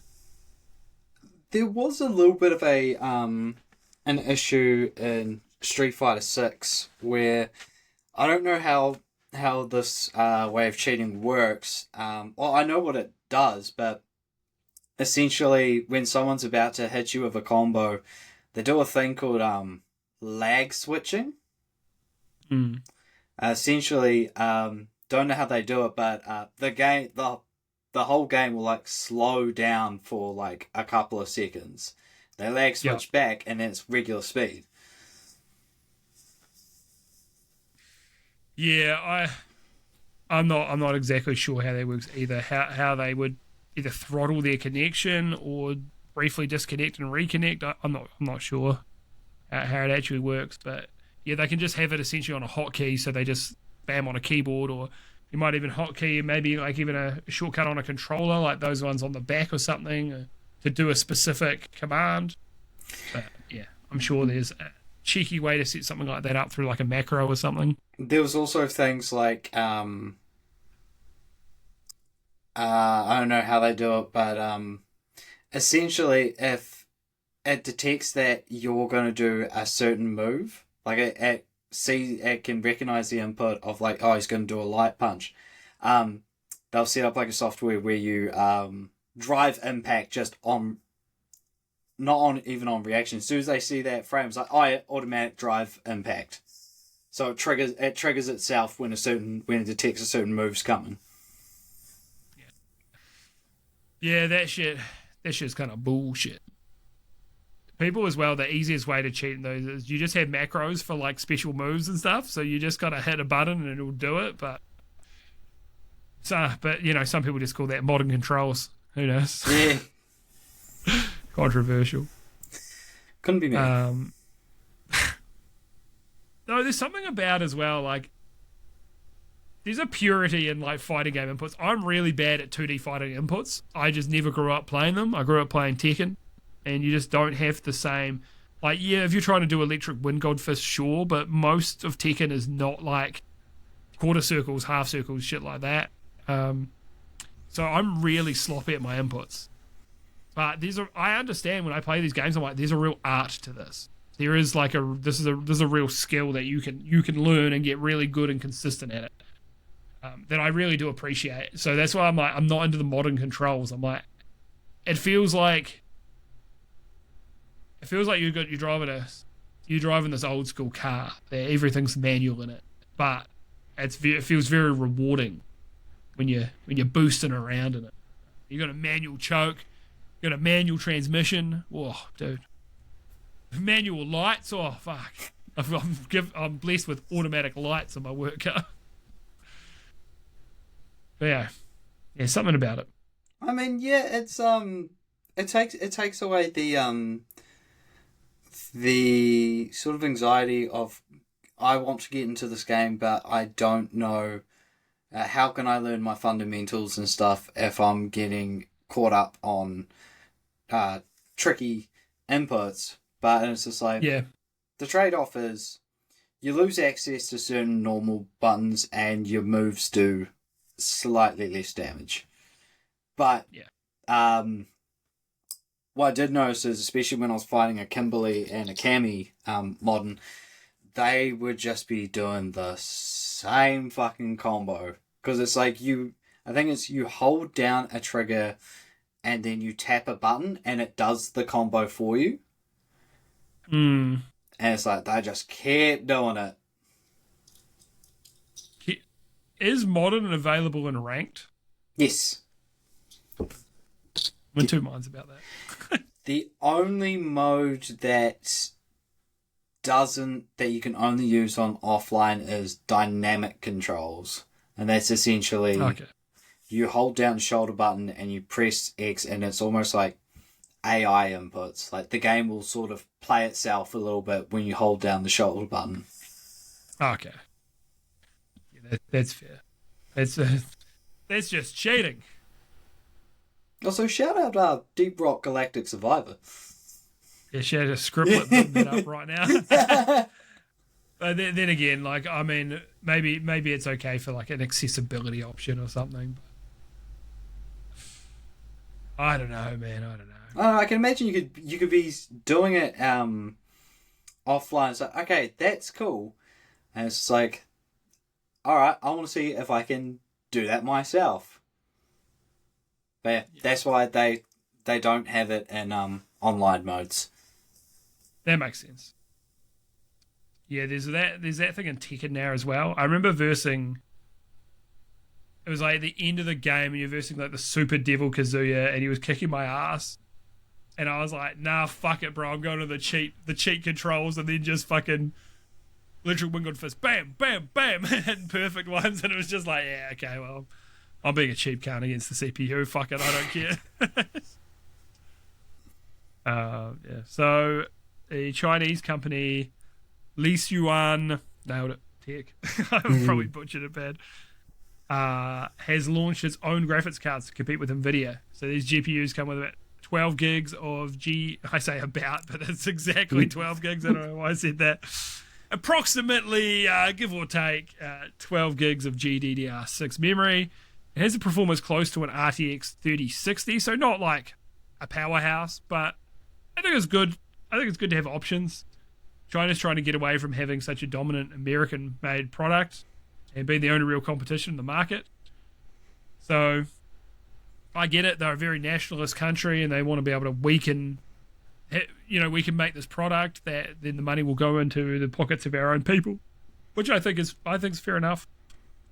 They already make everything there anyway, so it makes sense. AMD and Intel are also American businesses, so out of all your options, do you want an American GPU? Well, an American company that, that designs the GPU, and then Chinese/Taiwan that produces the GPU anyway. But your only choices are American companies for that. So I do think, as much as we're not going to have them here, and right now they're underpowered anyway, I still think competition is a good thing. So good on them for getting stuck in and giving it a go. Yeah. So NVIDIA, and Microsoft have formed a partnership with a product called NVIDIA Spark. So it's using an NVIDIA-based CPU and GPU built on like ARM architecture. So similar to how Apple's got the M series chips. So it's everything's all on the one board. The M series chips, I think, are actually really fucking cool. Really, really impressive tech, and have done really, really well for Apple. So it does have a bit more. It's going to be a much higher price there. It's got a bit more grant, as I wrote, and it does have a heavy focus on AI ultimately. So they're saying it's like a personal AI supercomputer at the moment. So the processor is NVIDIA GB10 Grace Blackwell Superchip. 20 core ARM CPU. So it seems like it's 10 fast and 10 slower cores, which is good for efficiency. Also, I hope to God, because Microsoft has done ARM-based surfaces before, and they had awful dog shit performance because Windows was not really suitable for ARM back then. So hopefully there's a bit more support now for ARM. GPU is an NVIDIA Blackwell GPU with 5 Gen Tensor cores. I mean, this is all fucking bullshit anyway. AI performance, I've said it's one P flop, was a petaflop. So who fucking knows what that means. This memory is 128 gig DDR5X unified memory. So while that's not the fastest of fast memory right now, they do have fast memory. There's 128 gigs across the board, so shared between the GPU and just the memory itself. So you've got massive amounts of memory there to do what you need to do. Terabytes on this is 4 terabytes of NVMe storage. It's got a 10 gigabit Ethernet, 4 USB-Cs, Wi-Fi 7, Bluetooth. Size is a pretty small size, which is cool. It's a very, very sleek form factor. 170 watts, so it's not going to be a real big power sucker by the looks of things as well. So what really interests me about this is it being because this is not going to be for the average consumer. They've said as well, graphics to be similar to a 5070 RTX, which is cool. So it does have good graphics, not top end, but very, very good. Them building these chips with everything on the one board. Are we going to have NVIDIA? And I think this is way smaller thinking than they're doing. They're going AI, right? This is hosting your own AI computer at your house instead of using a server, using DeepSeek or anything like that. However, I think this could be like them potentially in future competing in the console and handheld market as well. Because if they can make these chips all on this one board, right? Right now, AMD dominates it. PlayStation and Xbox go through AMD, but NVIDIA does the Tegra chip for which the Nintendo Switch uses. The Switch 1 and Switch 2.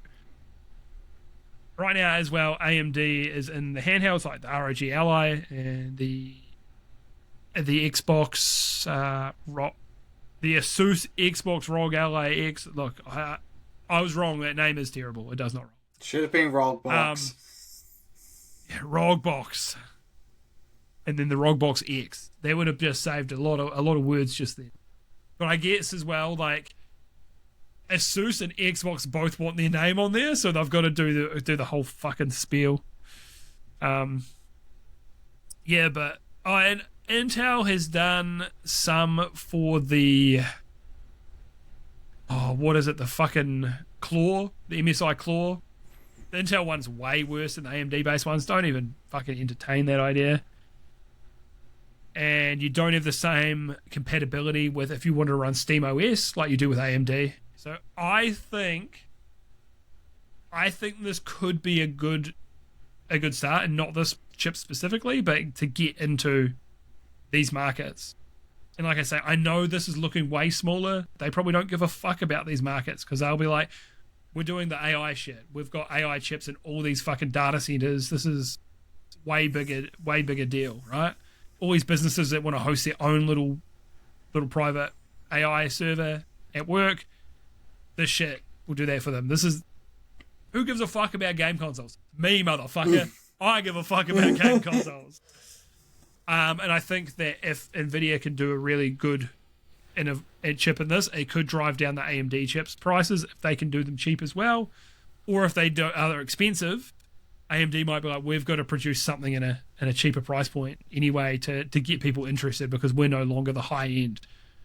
So yeah, I think there is potential here. I think it's super interesting. I know those specs were probably boring as fuck and probably put people to sleep, but yeah. I think I think that could be a good thing going forwards. Unreal Engine 6 has been announced, showing off Rocket League on the updated engine. It does look much better, to be honest. But fuck, man, they never got these issues ironed out with Unreal Engine 5. So I'm very hopeful that I know as well, and I do genuinely believe Tim Sweeney. I believe Tim Sweeney in everything he talks about, except when he talks about Steam, because he's clearly really fucking salty about Steam. But most of what he says, I'm like, I get what you're saying. I get where you're coming from. I don't always agree, but I'm like, I do see what you're saying with it. He said a lot of it was about optimization and companies not doing it from the start, trying to optimize at the end when it was kind of too late. And so maybe Epic's developed some better tools to help these companies with optimization as well. That could be a big deal. So hopefully that is the case. Or the engine just runs a bit better. We'll see when we actually get these games coming out. And Rocket League's a pretty safe bet to put on, as long as they've got as long as the physics engine's right. There's not really a lot more that Rocket League needs, so I think it's a safe bet.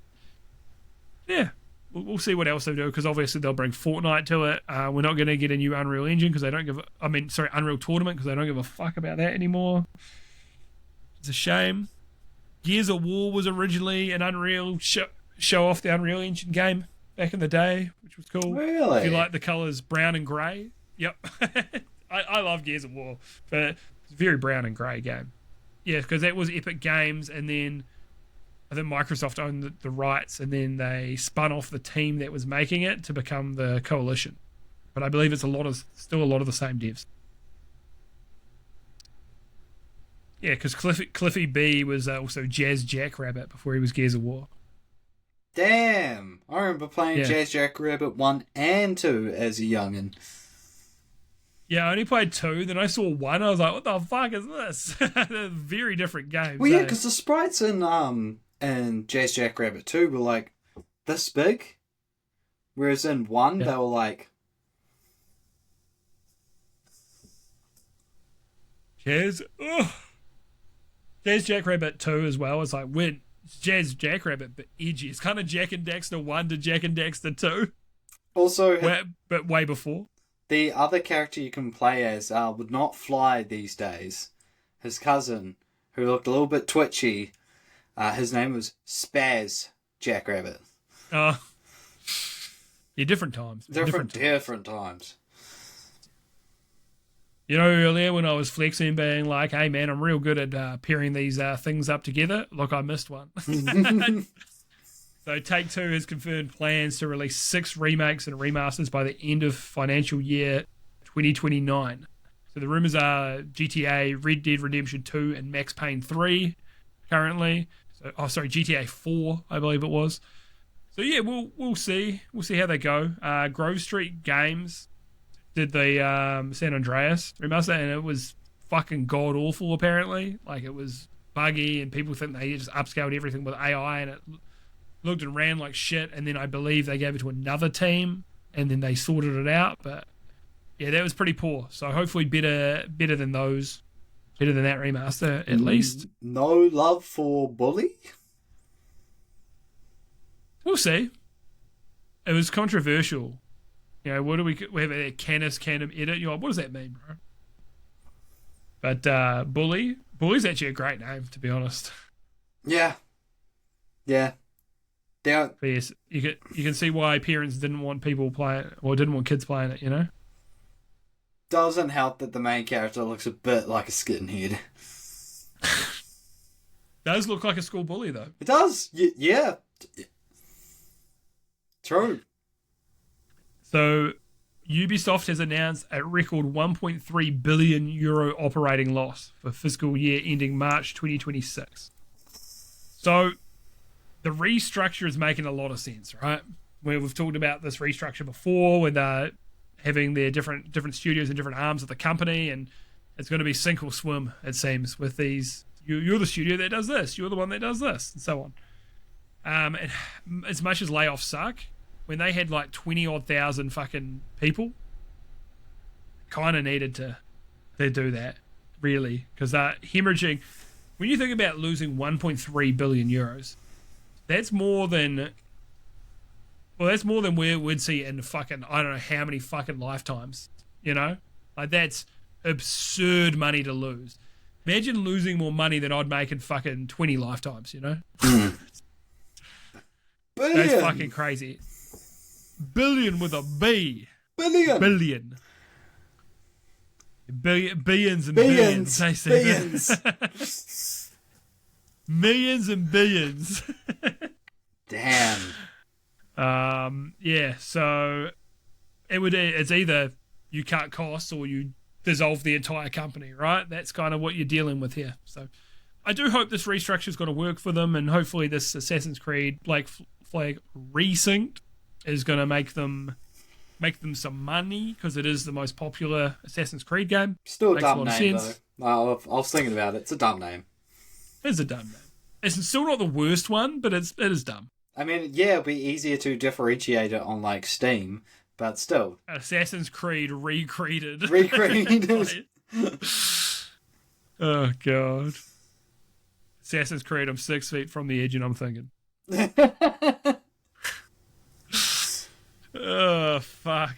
Any excuse to quote Creed, you know?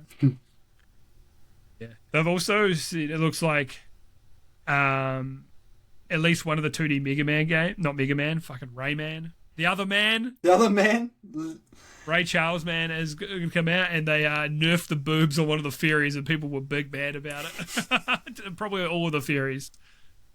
But yeah, you're like, what happened to it? Cans? I'm kind of like, I don't care, but at the same time, it's like, come on, man, you should have just left it the same. Yeah.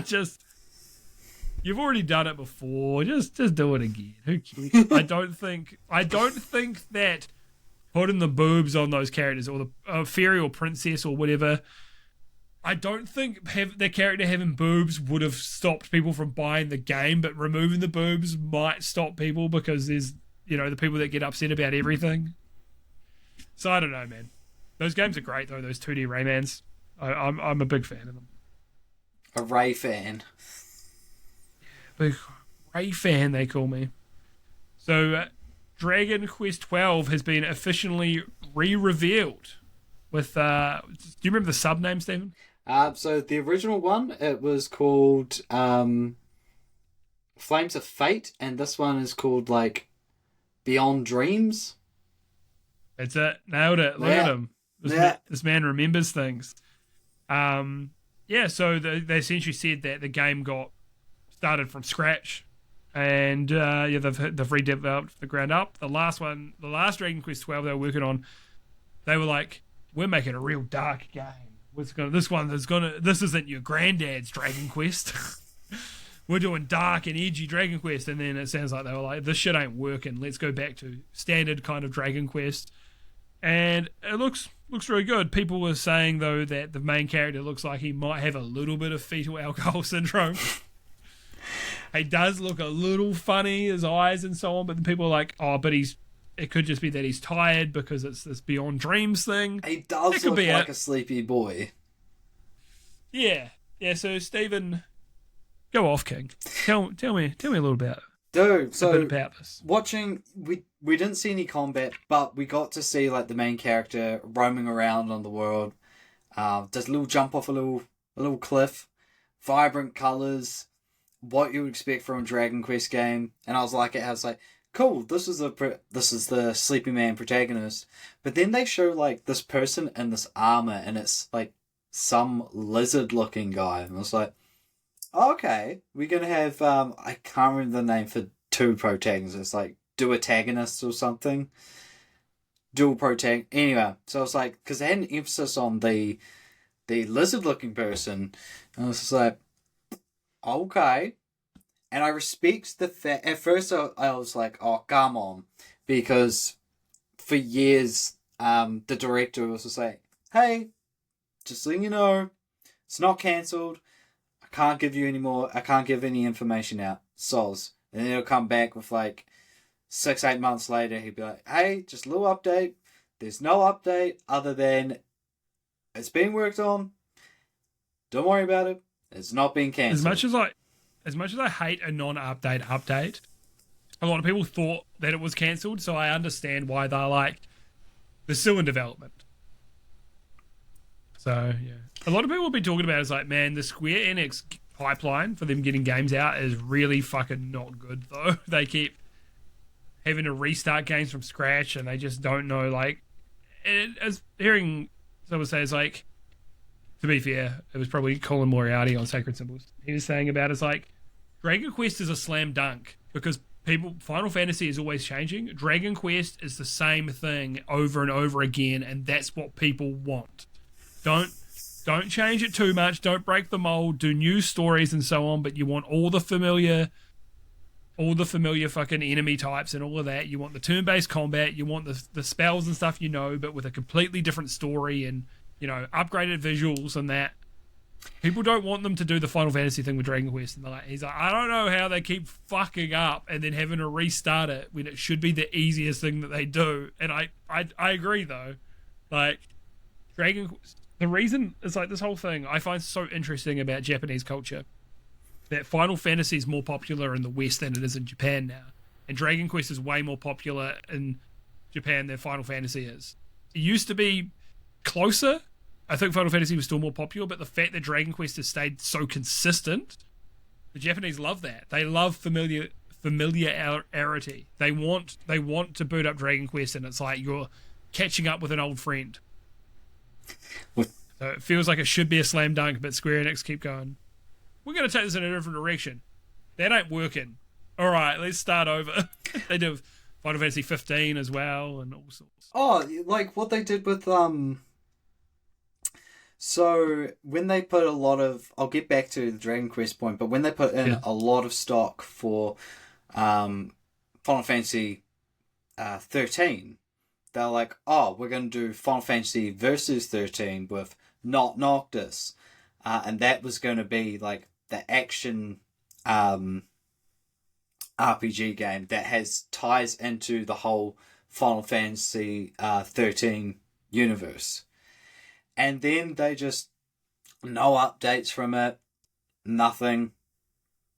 And then at one Game Awards or something, they showed off, oh, hey, here's Final Fantasy 15. Everyone was just like, that's the protagonist from Versus 13. Yeah.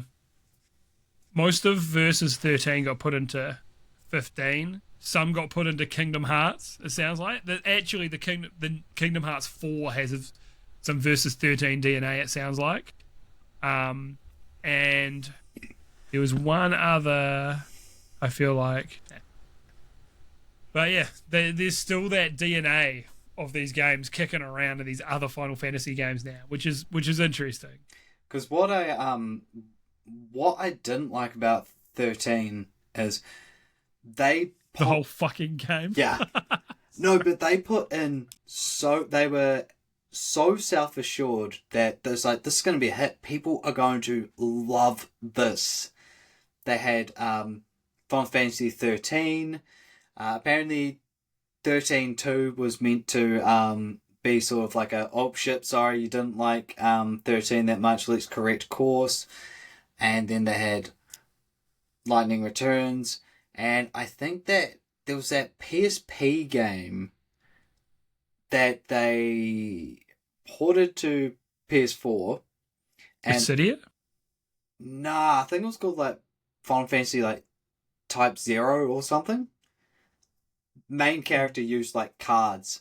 And basically the selling point was you buy this game, you get to play a little demo of 15.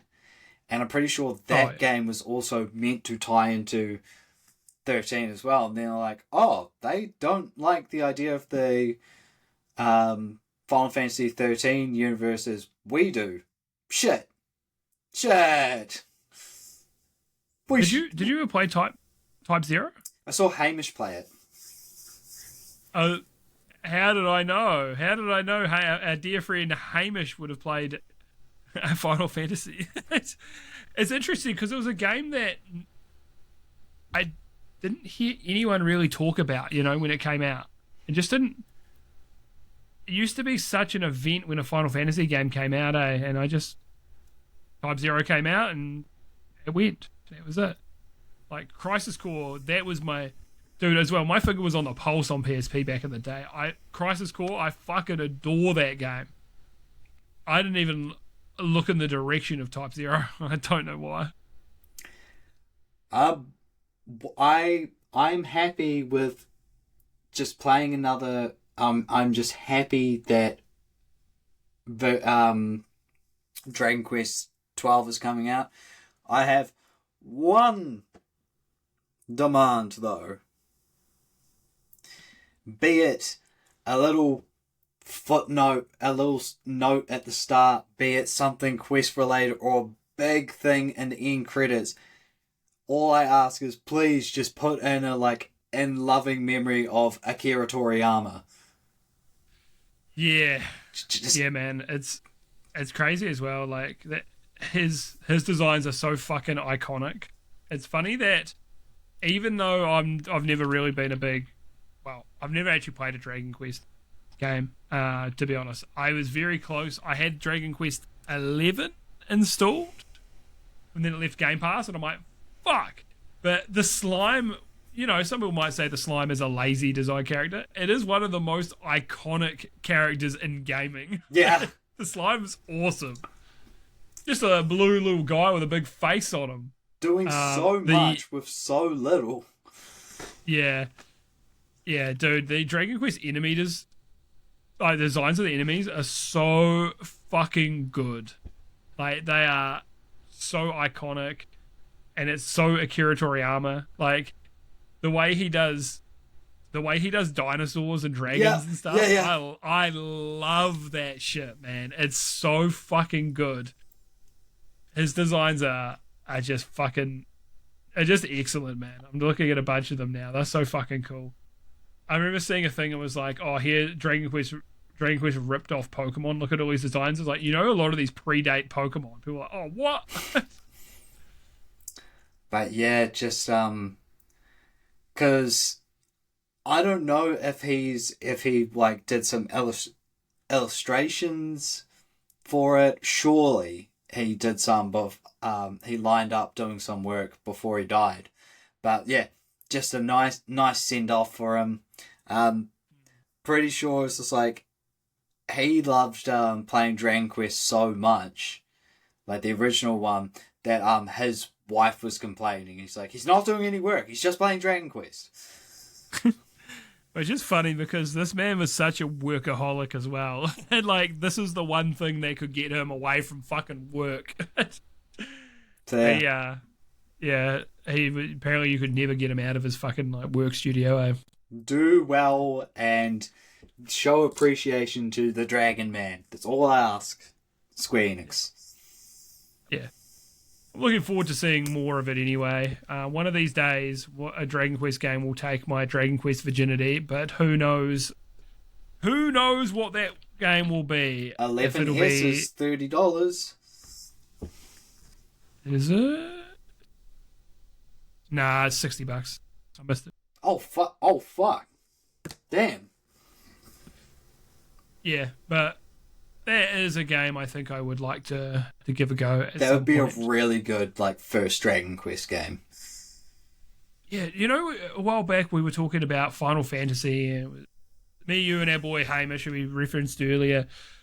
And I was like, man, if you were to try to show somebody classic Final Fantasy, what would be the most, and I know the sentence sounds ridiculous, the most modern classic Final Fantasy? And we're like, it's probably 10. I don't think there's been anything since, at least mainline, that's feels like a classic. 11 is an MMO.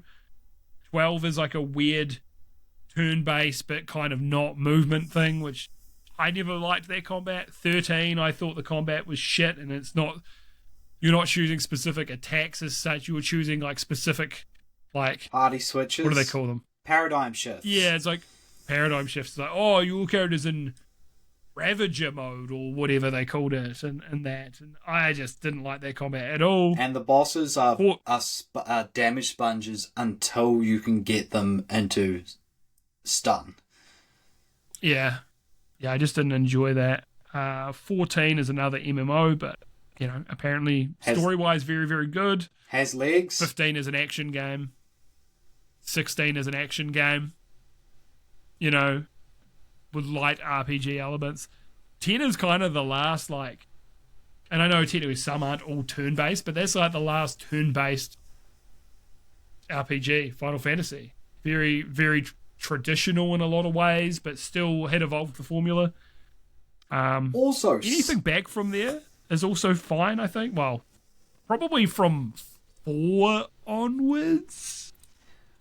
Also, sick location. I'm pretty sure it's just the inspiration for some of the maps in Final Fantasy X were Southeast Asia, beaches and stuff. Yeah. What do you think of the theory that it's actually in the same world as Final Fantasy VII, but either heavily in the past or heavily in the future? Is this because Gilgamesh is canonically in his appearances in the Final Fantasy games are canon? Well, Gilgamesh wasn't originally in Final Fantasy VII, but he is in the remakes. I don't know. Garugamesh. And gaming. Dude, deep cut. But I don't know, because I don't really, I can't really reference back to Final Fantasy VII because I haven't really played it. Bruh, come on. What are we doing here, Stephen? It goes on sale on Steam all the time, and it's a very playable version on Steam. I know. I should get it. I feel like though this is very us, isn't it? We're never allowed to play that. How many RPGs do you and I both like? You know what I mean? You'll be like, I love this Dragon Quest game. I never played it. I'm like, I love Final Fantasy VII. You're like, never played it, dude. Right now, its normal price is $18. However, still wait for a sale. It'll go cheaper. Or am I better off waiting for Rebirth? Or should I Should I play the game as intended? The remake trilogy is actually a different story. Without saying too much. Okay.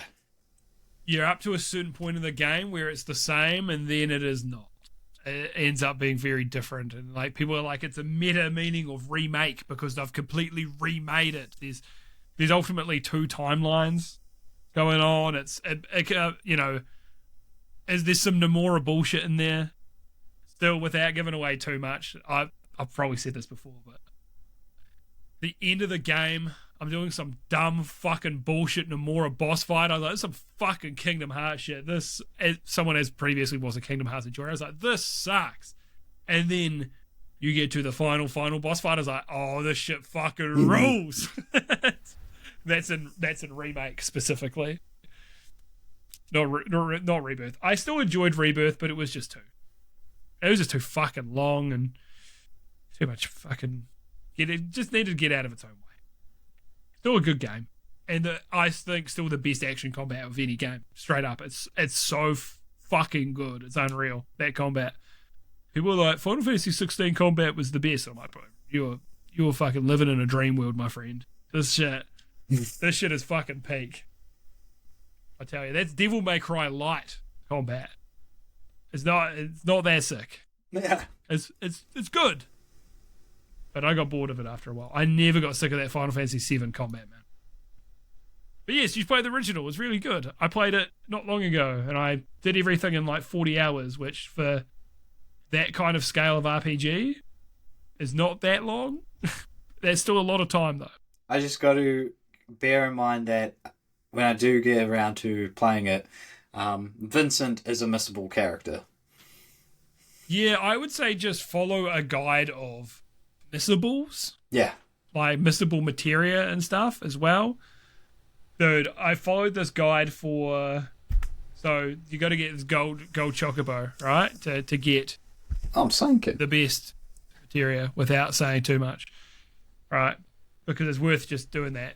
There are guides to get gold chocobos that just use manipulation of it. So it's like, okay, you go to this part, you save the game, you quit, you use this item, you walk X amount of spaces, and then you will find this chocobo, which will be this kind of, there's like these almost natures, and you give it this, and then you'll get it. And then you need to get a chocobo from this area, and you save at this point, and then you move X amount of spaces, and there's all this manipulation in it. It's something that could take you like back in the day, fucking 10, 20 hours. You can nut that out in like half an hour. And I fucking did, and it worked. I got gold chocobo. I was like, hell yeah, dude. So yeah, it's way easier now than it used to be back in the day. You'd have to get that from like a PlayStation magazine. Those sort of tips. Yeah, absolutely. It'd be a third party one too, because they wouldn't do they wouldn't give out their code. It's essentially manipulating the game. You know? No, back in the day, they'd have those like the number for like those power line hotlines where I'm stuck in a game and you ring some like bozo and they'd be like, oh, you just got to do this. You just got to do this. Yeah, I don't think they would have known that back in the day for this, because this was like people digging through the code. Or someone's just find it. speed ran the fuck out of Final Fantasy 7, and these are their findings. Yeah, but it's definitely worth it. I thoroughly enjoyed playing through it again. And I'm sure I can get mods to make the game look prettier. Yeah, there's some quality of life mods. The last one I did was actually a bit of a systems revamp as well. The mod I used, because I'd already played through it before, also made the game way fucking harder. Oh my lord, it was very difficult, but I played it enough times. I was fine. I wouldn't say to go for those mods, but quality of life stuff definitely good. So Warhorse Studios has announced. Also, sorry, anything else to say on Dragon Quest? I'm excited. I'm so excited. I would go through days where I'll just be checking my phone and be like, oh, the last Dragon Quest 12 update was 8 months ago. But I'll still check. And then you'd come out with a statement the next day like, I'm sorry, Stephen, I'm sorry, it's coming, it's still happening, we're still making the game. Oh, thank God. A slime hand delivers mouth delivers a message, and it says, "Soz, still calm." I was like, "That's all I need to hear." It feels like the Capcom, like Diana, like, sorry, it's still coming. Boom, Pragmata. Pragmata. Sorry, it's pronounced. I'm not saying it that way again, though. I don't like it. Automata. Oh, gross. Those weebs make me sick to my stomach. Near Automata. It's Automata, cunt. Come on. Have some finesse. Yeah. Have a little decorum. Warhorse Studios has announced that they're working on 2 new projects. So one of them is a new Kingdom Come project, which is rumoured to be a smaller scale than the last 2 games. And the other one's this Lord of the Rings RPG that's been rumoured for a while. And as much as their gameplay doesn't speak to me, I'm like, oh, I am interested in this Lord of the Rings game, man. I think that could be very cool. Massive scale open world Lord of the Rings game. Yeah, dude. I'm very interested. Hell yeah. Seems like Western RPG, don't care. Didn't ask. I don't know. No, I'm having you on. Maybe I'll have to see about it. We'll see what it's like.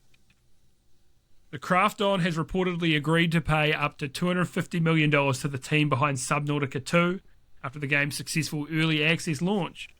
The game sold millions of copies in the first week, and reports are saying the sales were strong enough to trigger the full $250 million payout. Dude, fuck yeah, let's go. I'm so happy to hear this. And, dude, I really hope the key talent gets their money, they start their own fucking team, and they fuck off from Krafton. Get the fuck out of here. You dog cunts trying to rip these hardworking people off, get fucked. I think they should all get their payouts and leave immediately. Just gap. They'll all be worth a bunch of money. They'll have money to fund their own thing. Yeah, man. That was such a fucking slimy thing they did, of just kicking out the top dogs and delaying the game so they couldn't get those bonuses. Yeah, disgusting practices, man. Really fucking disgusting. So, good shit. Really love to see this. Keep winning kings and queens and non-binaries, but they, thems, mate. Monarchs, there we go. Kings, queens, and monarchs. Nailed it. And however you identify, keep killing it. We love to see it. Happy Pride Month. Happy Pride Month. Continuing the wind train. Yeah, that's... Man, Stop Killing Games has made progress in California. So the bill has already cleared the California Assembly. Let's be honest, I don't really know much about American law and legislation, but that sounds like that's good, and it's currently moving forward to the state legislature. Words. I nailed it before. Legislator? There we go, mate. You're the scholar around here. You're what I need. So, yeah. Big ups to Accursive Farm / Ross. And up yours, Pirate Software. Yeah, this is massive news. And look, not every state will probably implement something like this, but this is a step in the right direction. So, they made a lot of progress with the European Union. They're making progress in California, which is usually going to be the first state. And I think the most important state for this, because that is where a large amount of games are developed in America. So I think it makes the most amount of sense. But yeah, bro, this is awesome. This is so good. Because if they start changing it for California, they're not just going to go, in California we'll keep servers running. No, that's going to be everywhere. So, great news. Really, really cool. Love to see them having success for such a good cause. I know as well it's not like, for the most part, it's not really like a life-changing thing. It's not like we're getting healthcare for people or whatever. But goddamn, this is great news, bro. I'm sick of seeing games just fucking die. One of my workmates specifically really liked The Crew, and he was so gutted when they took it away from him. So. Maybe what they should do is they can implement something on like Steam or whatever, and if a game gets taken offline, you get like a little badge of like a tombstone, and the thumbnail was like the cover of that game that's been taken offline. Little sad face emoji or something. Yeah. Every time you click on it, you hear some sad violin music. You hear Guts theme. Oh no! And you see the sad dog. Sad dog gets sadder. Great man.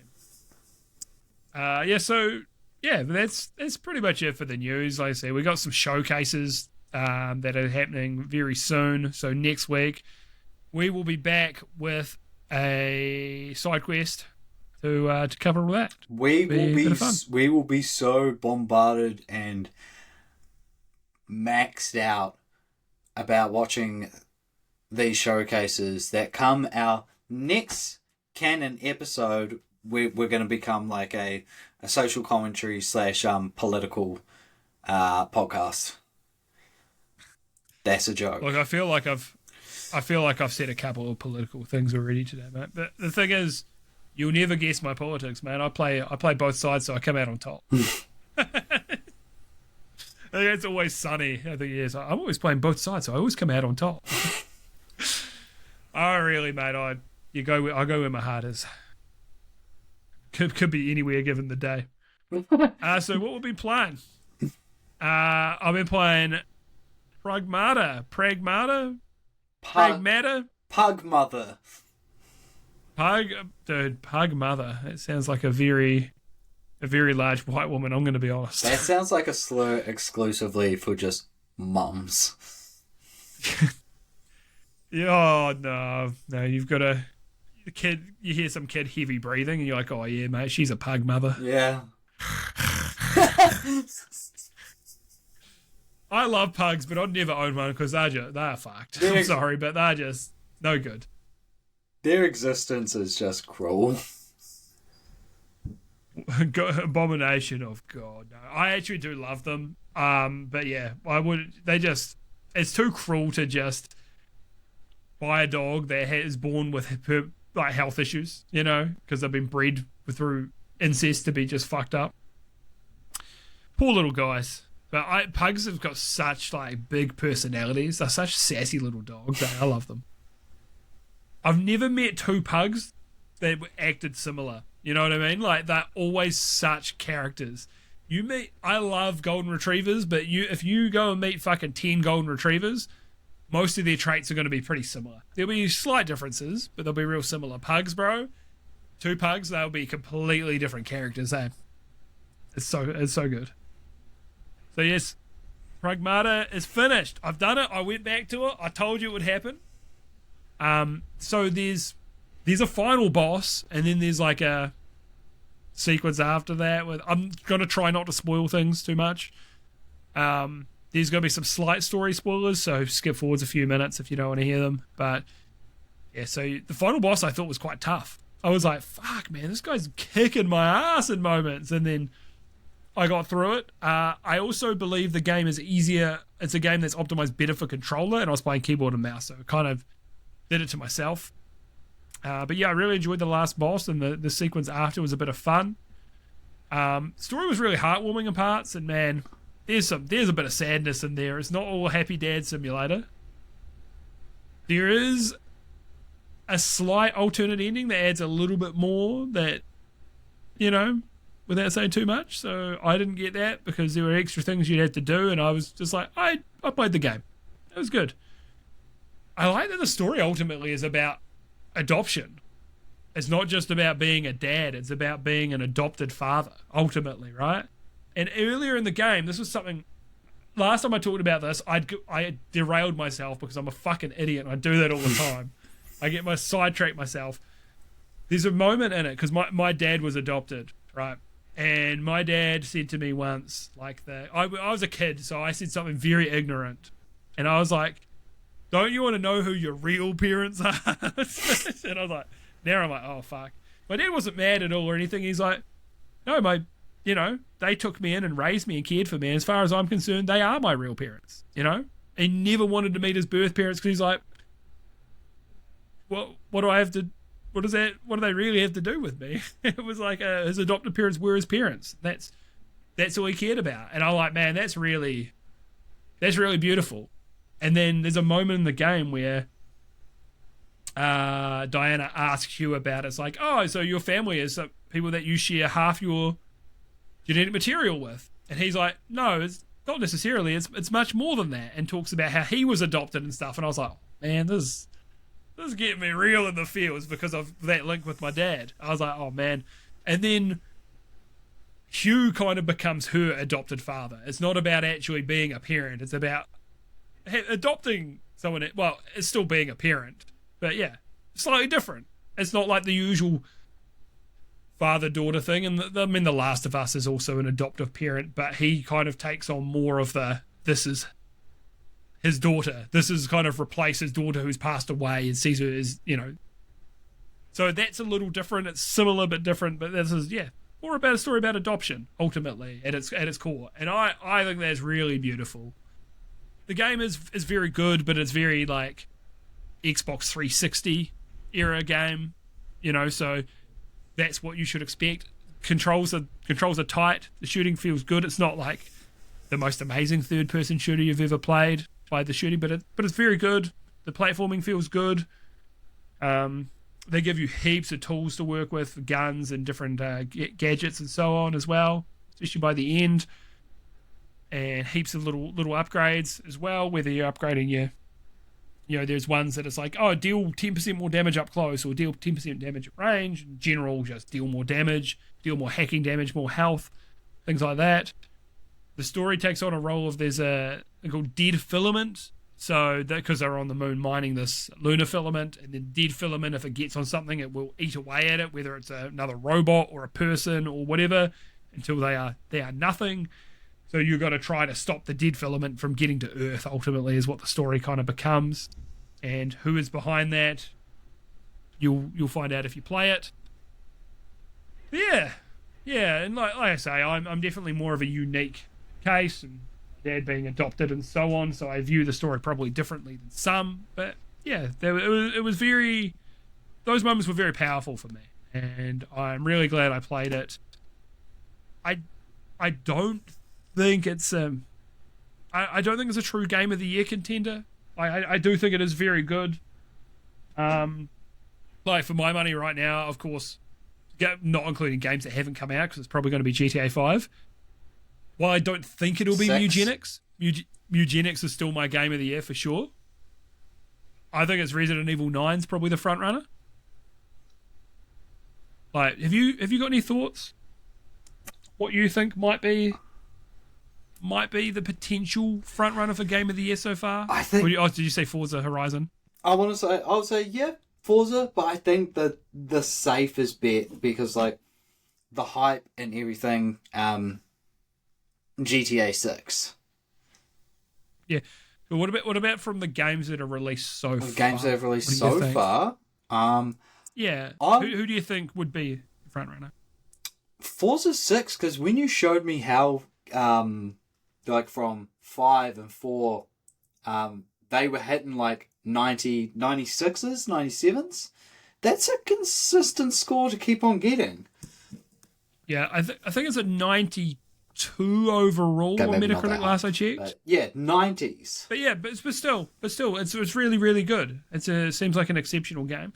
I think the next game I'm playing, Mina the Hollower, has actually surpassed it on Metacritic by 1 point. I don't think this is Game of the Year, though. I think it's very good. But yeah, so yeah, I think Forza Horizon 6 is a completely valid answer. And I think many people would agree with you. It's a real shame, in a way, that they've been snubbed before when they should have gotten more respect. And yeah, it's so GTA 6 is going to fucking, I think, stomp a lot of these games out anyway. And I don't think it's not going to be the year for Forza. But, and I say as well, I haven't played Resident Evil 9. I just think I know Forza Horizon is reviewed better, but I think that people were so happy to get another Resident Evil game at such a high quality bar as well. Leon Six Kennedy is back, Yeah. I think Pragmata, like I say, is very good. I just don't think it's quite... I don't think it's going to quite be up there. As much as I it's probably my favorite story from a game I've played this year. But also a big hell yeah for a first entry for a brand new IP. Yeah, one that was in development hell as well. They had to restart it and all sorts. This was like showed off at the PS5 launch event. And they scrapped it and redid it. So yeah, shout out to Capcom. It's still got another one big game left this year in Onimusha. So Capcom, imagine if Capcom gets 3 games nominated for Game of the Year. Imagine. That'd be fucking crazy. They have I like to think of like the Capcom headquarters, they have like never forget where you came from, and it's just a picture of Street Fighter Cross Tekken, and it's just like with the on disc DLC. Never forget where you came from, and it's fat ugly Mega Man. Yeah. Also in Street Fighter Cross Tekken, funny enough, Street Fighter Cross Tekken might actually be the Dark Days. That is kind of around that point, isn't it? Yeah, like when they were Crapcom. Yeah, now they're Capcom. Yeah, because there is no cap to the amount of cum they are producing. Oh no, they know no limits. Also, Monster Hunter Stories 3, I still think looks really fucking good, and I very much want to play it at some point, but I'm waiting for a sale. Yeah, same. I have been looking forward to hearing about this one. Mina the Hollower. So this has been in development for a long time by the Shovel Knight developer Yacht Club Games. And I've been looking forward to this for a long time. So it's very Game Boy Color inspired, very Game Boy Color Zelda inspired specifically. I actually just watched a video recently by Brad Ellis on Oracle of Seasons and Ages. I never played Ages, but I played Seasons back when I was a kid, and it was so fucking good. So vibrant. Who made it? So it wasn't actually Capcom. I think they helped publish it. Let me find out. They're a team who no longer exists. Flagship. So they were a subsidiary of Capcom, but they were... Yeah, Flagship developed both of those games, and people thought originally, it was like, is this like a Mario? Is this like a Mario thing? Where not Mario, Pokemon? Jesus, what am I saying? Pokemon thing with like red and blue. But no, these were completely different games, but you got codes in each one to unlock certain things in a secret final boss fight, which is a really, really cool idea. They also did... they either did Four Swords or the Four Swords port, possibly. Four Swords port. Four Swords Four Sword port. They actually worked on Resident Evil 2. These guys. They worked on heaps. They worked on Resident Evil 4. But they weren't like the main teams behind a lot of these. However, I was co-developed Minish Cap as well with Capcom. Such an aesthetically pleasing game. And a fun game. And as much as Minish Cap didn't hit for me personally, aesthetically, it's such a good looking game. It's so vibrant, especially for the time. But yeah, I love these Zelda. Well, I love one of these Zelda games because I didn't play the other one. But also visually, I fucking dig it, man. They look so good. The seasons stand out so much. They're just they're just great little games. So yes, they're heavily inspired by that. So the whole thing, the game is you play as Mina, the Hollower, and you got to power up the 6 spark generators to bring power back to the island, right? And there's a bit of a story that starts unfolding over time, and I won't say much because it's very, very spoilery. And look, it's not a remarkable story, but there's little bits and pieces you start going, shit's not quite what it seems, right? So your main mechanic in this is burrowing. Bro, it didn't fucking tell me much about it at the start. It's like, you burrow underground. I was like, oh, cool. You get to your little checkpoints. You have to burrow into these fucking checkpoints. I had no idea that you had to actually burrow into them to go into your base to get your heals back and stuff. And I was like, bro, this game, where do I fucking get my heals back? What's going on? I also started with the hammer weapon and I did not like it, so I restarted my save because they don't let you change early, and started using the whip, and I was like, oh, I'm much better at this with the whip, just a little more range. So yeah, there's a whip, there's a hammer, and there's little swords or knives that you can use, which are very close range. So yeah, the whip suits me much better. You get a bunch of power-ups and things for it as well. So I've got one that you can hold down the attack button, and then the whip goes limp, and you just wiggle it around, damage enemies. I haven't really used that much, but it's pretty funny, and it'll be good on certain bosses. But yeah, the hollowing is the main mechanic, right? So you can go underground to avoid enemies as well, which is really, really cool, and get into like secret tunnels and back rooms into places to find. There's so many fucking secrets, man. Oh my lord. So yeah, you've got the level up system. So you find money around the place, right? Which is called bones. You kill enemies, you get bones. You open chests, you get bones. And yeah, it's so if you get enough bones, it'll go, hey, do you want to level something up and spend those bones? So you go, yeah, I want attack up. Or you got attack, you got defense, you've got sidearm, which is like you get these other weapons. So you level up the damage they do, and then you've got essentially a way to bank the money that you're based. Because you've got to get 10,000 bones to then unlock the train to go to another area. And the sidearms are really cool. So you've got these other little weapons. Like one of them will be throw down this little teleporter. So then when you teleport to it, it'll explode when you come out of it and deal damage. You've got one that's a lantern. So you throw that out and it kind of does a bit of a AoE. You've got one you've got a couple of mobility ones. One that you ride this bike essentially and got heaps of speed, and you jump into enemies and damage them as well. That's really cool. One of them's a shield that you use to kind of glide across little spaces. If you hit an enemy, it bounces you back. But that's really cool. You can do that. There's also these little trinkets you can get. So one of them is like you can burrow into walls.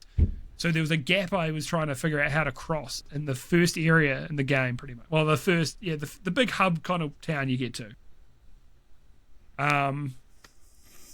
You can burrow into this wall to get it halfway across the pit, and then use that shield to dash over. And then there was a very difficult boss fight that I really struggled with, but I eventually got there. So yeah, there's sidearms. You've got a finite amount of uses that you can replenish by when you kill enemies. You'll find little vials to replenish essentially your mana. So yeah, there's a lot of really, really good mechanics in there. Yeah, you get these trinkets. So I've got a trinket that's like you take damage, a little fairy or a little moth or bug comes out, and if you stand around it, it'll heal you for a little bit. You get ones that are just more damage, more defense. Ones that take reduced damage when you step on spikes, things like that. Or ones that don't get knocked back when you take damage. Heaps of stuff like that, and you get more trinket slots as you go along.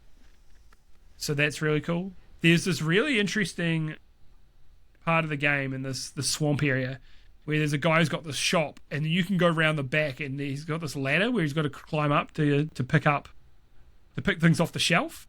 And you can steal his ladder and run outside with it and then start climbing up into areas that you're like, how the fuck do I get here? And you just climb this ladder around the world. You're like, how far can I take this fucking thing? That's wild. Really, really cool. The game is hard, bro. It is fucking hard in moments. It's very, very difficult in some of these moments. But it's just really, really good. It's got the 4-directional Game Boy movement, so diagonal is not a thing. Oh, interesting. They're committed to the Game Boy vibe. As well, like Shovel Knight, they originally we want this to feel like you could play this on like an SNES, but really you couldn't quite. This game, like we want it to look like a Game Boy game, but there's no fucking way you could play this on a Game Boy. Game Boy could not do this. It does so much. Like these areas are pretty sizable. Like in the Game Boy ones, you're going from like very small screen to very small screen. This is very sizable screens, but they still do the screens to be very Game Boy aesthetic, Game Boy inspired. But yeah, man, this is a really, really good game. This is, like I say, Mugenics is still my game of the year for sure. Mugenics did so many new and original things. This does some. but it's very, much more inspired than Eugenics is.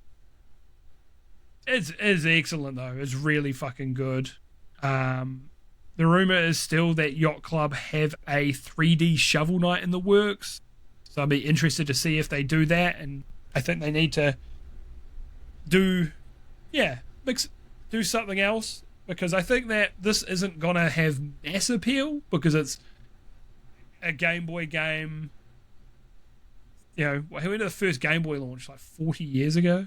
Like the original. Obviously, there's more Game Boy Color, so probably closer to 30, maybe slightly less. Yeah. So a game that's based on like a 30-year-old style game is probably not going to be a big seller, but I think they've sold enough to at least break even, and hopefully they can make some serious coin and start financing the future projects again. Because it's great. I'm loving it. By the next episode, I should have finished it, because I've got 5 out of 6 of the spark generators, so I've got 1 more of those to get. Oh, dude, as well, there's this mechanic in the game. There's these mirrors, and you go, oh, there'll be something to do with this, but I don't know what it is yet. Turns out you just keep running at the mirror, and then you go into some fucking mirror world, and you're like, oh my god, I found 3 of these already, and I didn't do this. And you can open up these switches in the mirror world that's going to lead to either a secret level or something later. So I think I need 2 more of those now. But yeah, it's just a really charming, really cool game. The characters are funny and cute. Mina's a really cute wee character. There's a few mini games in it, but there's one where you gotta do it multiple times, because it's every time you get to one of these spark generators, you've got to jump into it, and then you've got to kind of work your way up to it, fighting enemies off and stuff, and avoiding enemies while you get all the way up to the top. So yeah, it's a really fucking good game, and I'm really happy. I think it's a little bullshit though that they kickstarted it, right? It was the same fucking price to buy it day one as it was to kickstart it. Why did I kickstart it then? You didn't give me early access? You charged me the same money as you charged everyone else? What the fuck's that about? At least charge me a couple less bucks. But I'm not really mad, because I was going to buy it anyway. But the point of kickstarting is that you get the better deal, right? That's the whole point of backing early. I backed this game fucking... when did the kickstart? 2022. For my 4 years, what do I get? No, mate. To be fair, there was an early wallpaper you got. Got to get that wallpaper. So I think if you kickstart, you should actually either give people early access or give people... I would rather just have it a little cheaper for the early people, but look, it's not the end of the world. I'm not particularly worried. I would have paid that regardless. So yeah, I'm playing that. I'm playing a game made by... played a game made by Capcom, and then a game made by... games inspired by... said game. Capcom adjacent company, because they, like I say, flagship wasn't technically Capcom, but they were. They're funded by Capcom. So, more or less Capcom. Yeah, so what are you playing, Stephen? So I've been playing the last character in this season for Street Fighter 6, Ingrid. I'm not really clicking with her as much as Alex, but she's these fun little gimmicks to her. Like, she can do a move where she can stock up a thing called like sun crests, and like basically when you do one of your supers where it makes it like rain down these light blast, I think it does more damage, but she also has like a quarter circle heavy, and she can go from doing like a little blast to just this... It has a lot of startup, just this long reaching blast that does a lot of damage. Now, have you noticed in fighting games, they all seem to, it's a DLC character, and I know Street Fighter's got other characters that already have these types of things, but they have like, this character's got a unique mechanic where it's got, if you get 3 of this thing, you will be supercharged or whatever, right? Fighting games always fucking do that shit, and it's always DLC characters. Like, I say there are. Who's the kind of capoeira guy, girl, person in Street Fighter? Elena, the one with the white hair. Oh, is it her? No, maybe I'm thinking of someone else. But there's like a dancer like character that had Jamie. something like. He has drink Jamie. stocks. Yeah, and I know he's not DLC, but they always do this shit for DLC characters, and I'm like, why? Why is that? I'm curious. I'm not hating. Tekken does it as well. It's like, oh yeah, this character's got this mechanic. You're like, no, the character's got this mechanic. Interesting. So yeah, sorry to derail, but just an observation. But no, the interesting thing is, so Ingrid is going to be the last character to be incorporated into World Tour. Which is interesting because they did an update before Ingrid arrived, and it was called Avatar. It was essentially doing an arcade mode, but with your created character. And it's cool because you'll fight the roster, but then they'll slip in like characters that you'll meet from World Tour. So in order to unlock Ingrid's second costume, which is sort of her nostalgia costume, usually in World Tour you just get their friendship meter up by just giving them gifts. They changed that because I spent all this money giving this bitch gifts, and it's like, okay, I didn't unlock her second skin. So with Avatar Battle, you've got a progress meter where you beat the there's different arcades you can do. You can do like one that's it's just Street Fighter 1 characters. So you fight Ryu, I think Ken, and you finish with Sagat. And then you have one where it's just like the new gen, where it's Alex. It's I can only remember Alex in that. But they have different arcade modes, but there's like two. One in particular, there is a chance of Dark Ingrid showing up, and she has a regular Ingrid has like a real synth heavy, like sort of J-pop theme, but when you fight Dark Ingrid, it's just heavy gent. Fuck yeah. We love a bit of heavy gent. I've been called a heavy gent as well, so it checks out. But what people are thinking is they're thinking, oh, this means that they're going to do a Super Street Fighter 6 big overhaul for the next one. But what other people are thinking for next gen, what other people are thinking is the reason why they've stopped Ingrid's going to be the last character is, I think, because of the amount of time it takes to implement that character into the open world mode. A lot of people are speculating it's like maybe that's the reason why updates are slow. We only get 4 characters because when they introduce a character, they have to incorporate this into the story mode, the open world mode. So them being like, okay, she'll be the last one we introduce into it, and then maybe they'll be able to have more time to develop costumes and maybe 5 characters, because I think that's where a little bit of the disappointment, a lot of people are getting a little bit getting a little bit antsy about potentially Tifa being in the game, as it's like we only have 4 slots a year, and as cool as a guest character is, that's taken away from a character that a new character, or B, a beloved returning character. People are still demanding Makoto and Dudley. I still found so funny though. Tekken fans were like, we want Tifa so bad, and then Yujiro. Capcom fans, and we're like, yeah, so yeah. Now that I know about that character, I'm like, oh, that character does make sense for a fighting game. But I remember everyone was like, who the fuck is this? isn't that meme guy who just, everyone just knows from, I don't know, some meme videos? Isn't that? Or what he did to a president?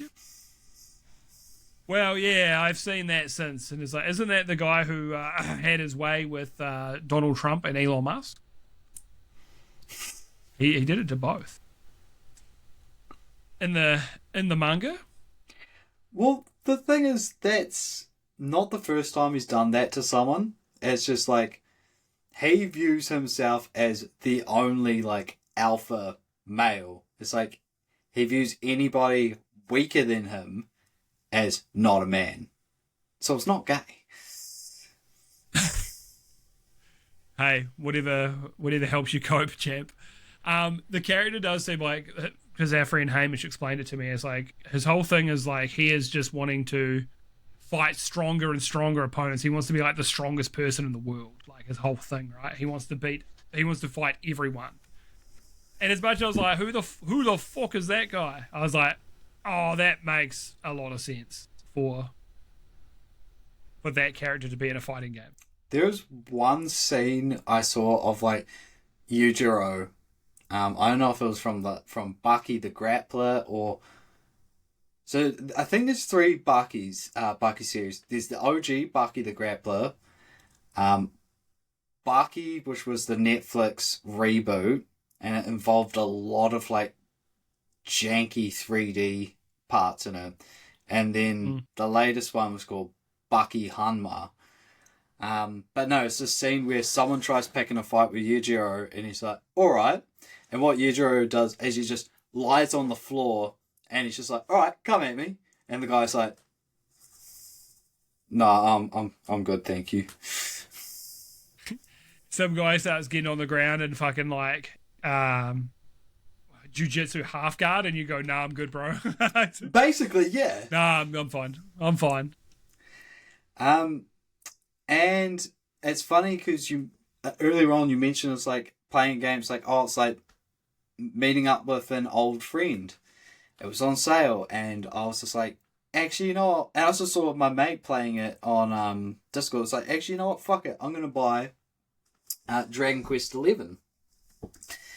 Because I finished that years ago on Game Pass. But the thing is, it's been enough years where it's not like, okay, this is where this happens, this is when this happens. It'll be, okay, what I'm going to do? Oh, shoot, that's right. It's been enough years that it's, I don't remember it, the whole thing. I'll be like, oh, that's right, I remember certain story beats and stuff like that. Anyway, this is your granddad's Dragon Quest.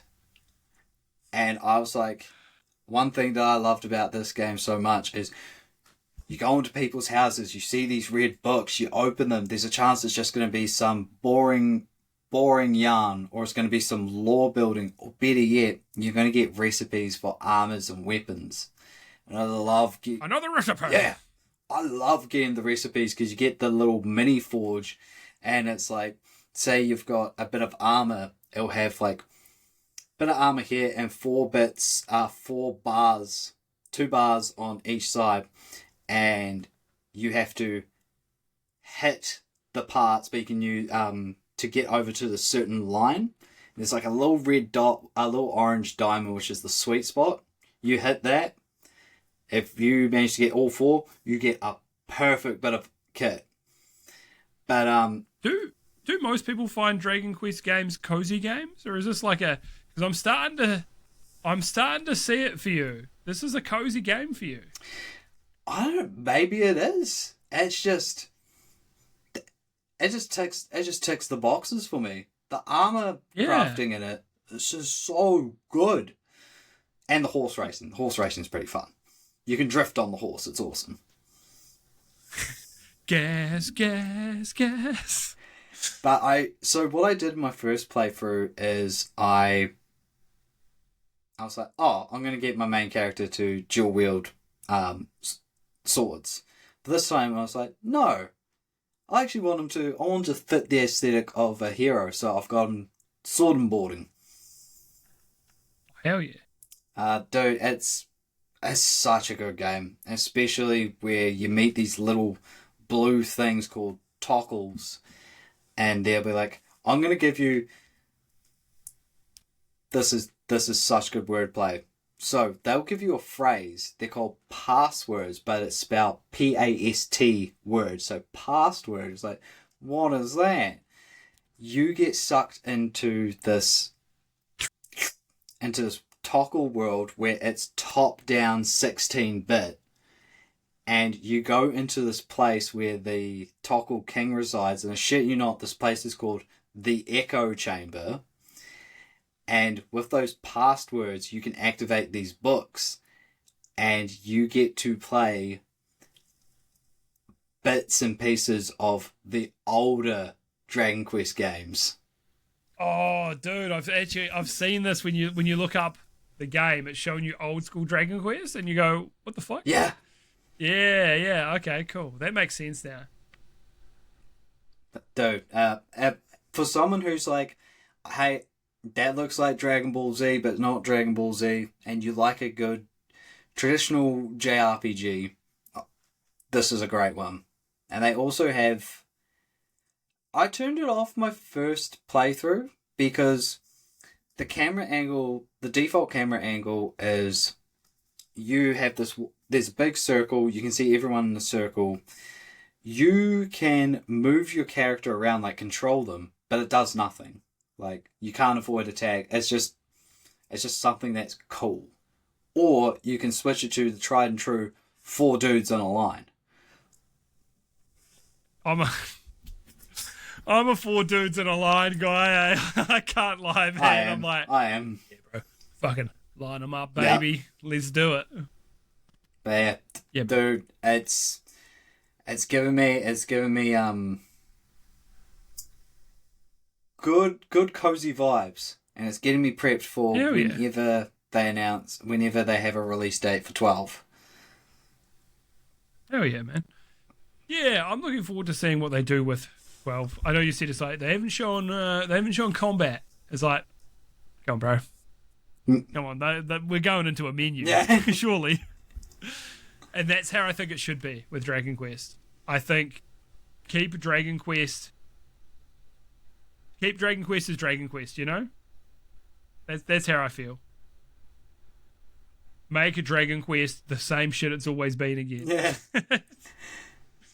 But, yeah, dude, it is like catching up with an old friend. Yeah. Fucking love it. Oh, that's awesome, man.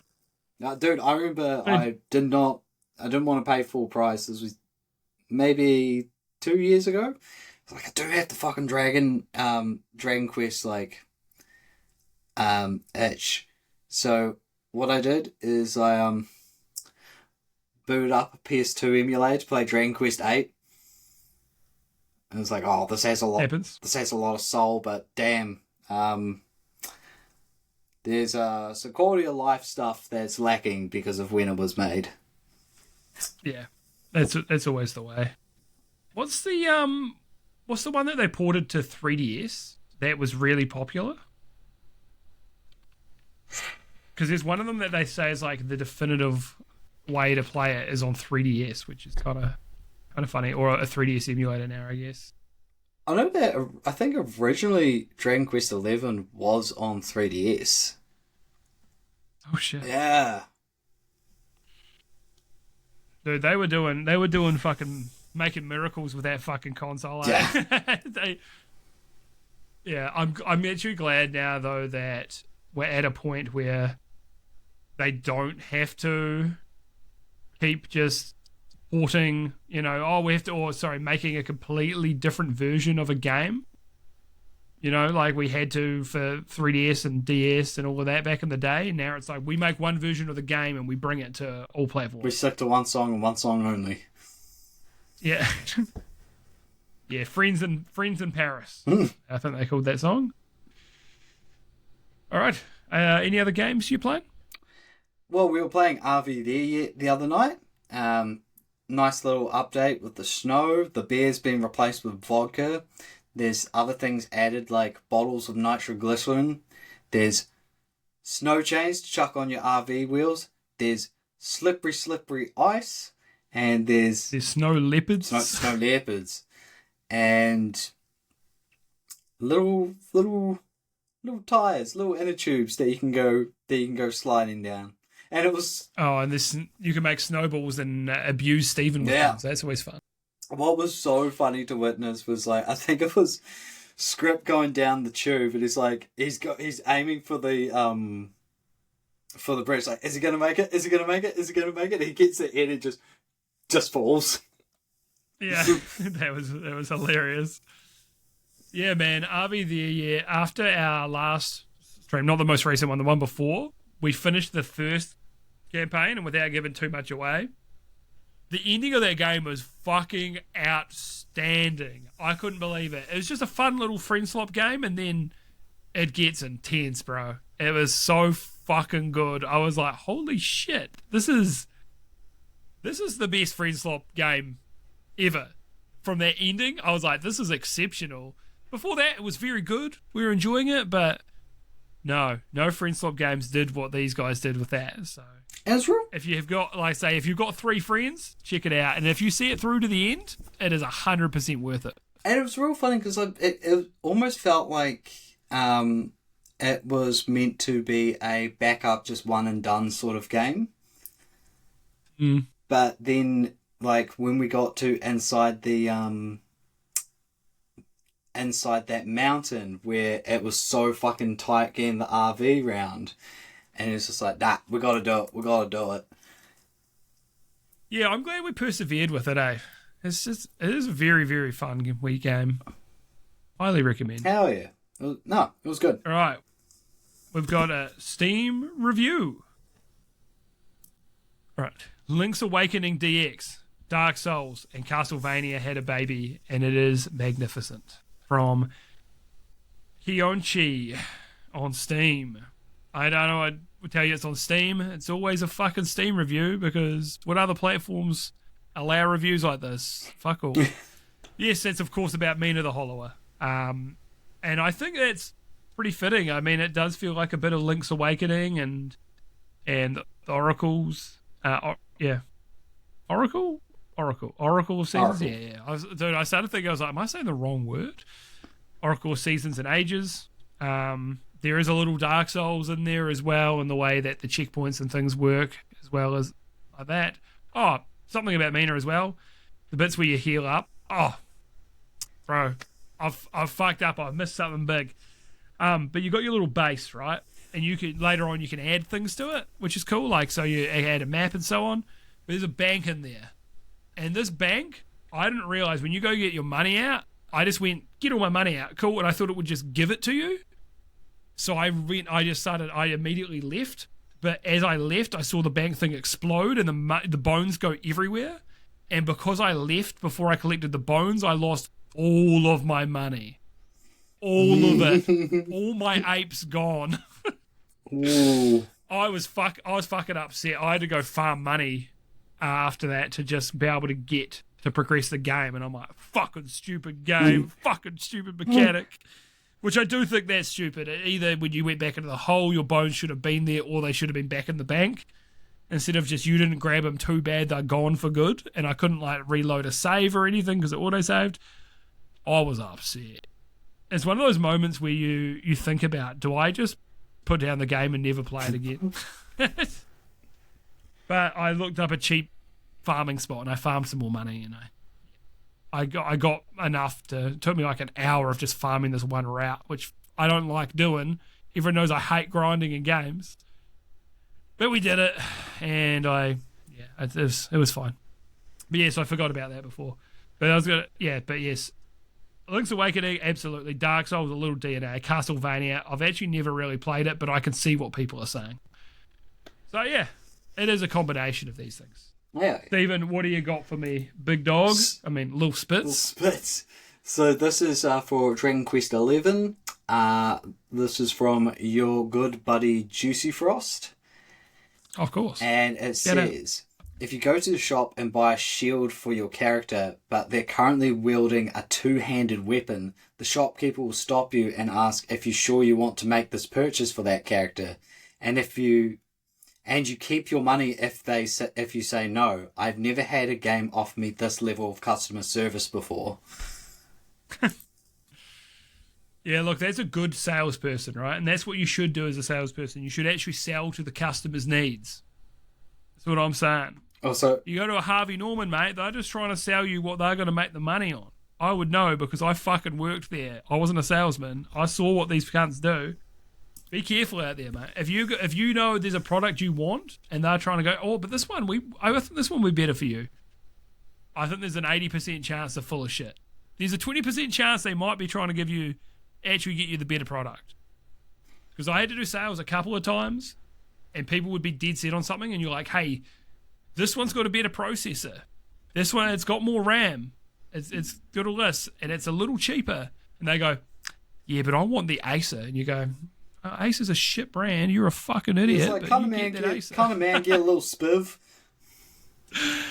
Yeah, and I would, because the only times I did it, I didn't care about the commission or the spiv or anything because I was not actually in sales. So I'm like, I don't know. I'm like, this HP over here, this is a better buy. Also, I think Acer has gotten much better. This was 12 years ago, and Acer was pretty dog shit back then. They had more bloat on their computers than fucking anyone else. It was just what you had to deal with back then with Acer. So so like I say, probably a little better now. They actually are better now. I won't hate as much. Yeah. So sometimes the customer wants a worse product just because they want it, and you go, okay, that's fine. That's okay. We could do that. Yeah, because like I say, from the tech background, I would rather sell someone the better product just because I know it's better and they're going to get a better... Yeah, I mean, they're just going to better product for less money. Why would I not want you to have that? But yeah, anyway, that's a tangent just for the sake of it. All right. Well, dude, we nearly got 3 hours on this. At first, I was like, fuck, we're speeding through the doc. And I was like, nah, I put together a big fucking doc for this episode. I was looking, I had to put, I had to get a lot. There's a lot of news, and there's going to be there's going to be even more. You know what? The next full episode is probably going to be a shorter one because all the news is going to be in the side quest episode. You know? That's where it's all going to be. Because there's not going to be a whole lot of announcements outside of those shows. Yeah, we're keeping the juicy news for a non-canon holiday special episode. Yeah, exactly. I said to the boys, I'm like, man, you know what sucks about this? I'm going to do like fucking 5 hours of note taking and research for these fucking trailers for like 5 views. I was like, Chris was like, hey, but I appreciate it. Mm-hmm. And I'm like, oh, okay, well, you know. That's all right then. That does make me feel better. And that's the thing. I enjoy doing it anyway, and I like doing the research because I just end up being more informed when I'm looking into these things, you know. Look, some of these subjects I do go in on. Some of them you kind of get a little more surface level, just depending on what it is. There's things that we talk about that I think are important, but don't necessarily interest me. And then there's some that interest me that aren't that important, but I'm like, it fucking interests me, so I'm going to talk about it. Or if it's something I know about, I'm like, I'm going to fucking talk about it. So yeah, you gotta do that sometimes when you're gathering this news. What would you say? What's the term? There is a term for it. It's like, is it curation? Are we curating? There's like because we're not reporting it, right? We're just finding other people's news to then report on in one place, which I personally prefer to get from like an audio or a video, well, video and barely pay attention to the video source than reading, to be quite honest. But that's probably a very millennial thing. But also, I'm busy, man. Do you know how fucking hard it's been to juggle this week? I was supposed to box last night, but I had to work late, so I couldn't do it. I'm trying to get workouts in, recording pods, recording streams, doing live streams. It's hard to find the balance in the fucking adult life. Trying to walk the dog. I'm not talking about the yo-yo. Be so sick if you could do that though. Yeah. You had a yo-yo phase not long ago, didn't you? Phase? I can only show this slide. It's not just a phase, Mum. No, because in order to do like sick tricks like walking the dog, like you can probably do it on a regular yo-yo, but you need those ones that look like the assholes have been blown out, if you know what I mean. So if you look up any pro yo, instead of being like two circular discs like connected together, they look like cups. So instead of being like two discs like this, they're like... Oh, yeah, I know the one, yeah. I can't believe instead of calling it like the ones that look like cups first, you're like, yeah, it looks like a prolapsed asshole. That's what came to mind first. Yeah, cups. Yeah, cups. of course. Cups way better. Oh, yeah, we'll use that one. We'll use that one in the final. Yeah. Also, if you couldn't tell, I procrastinated it at the end there to get us over 3 hours because I thought it'd be it's kind of nice to round that up. Yeah. Anyway, thanks for stopping by. We do appreciate it. It's I was kind of complaining, but I'm not really complaining. I do enjoy doing it. It's a bit of fun. It's good to hang out with my boy. And I get to very autistically talk about game news in depth with just for the love of the game. And we get to hash it out. Yeah, it's nice. So anyone who made it this far, thank you very much. I appreciate it. I know, cringe. Like, comment, subscribe does help out for visibility. Do appreciate it. Even if you tell Stephen his father is Chinese, anything in the comments helps. Mine. Yours. Yeah. Certainly not mine. Oh man. This is what it's like to be on the receiving end. Oh man, it turns out I don't like that. I'm not going to say that as much anymore. Not at all. I'll keep saying it. Turns out when people are mean, hurts my feelings. I'm going to stop being mean. I'm not going to stop.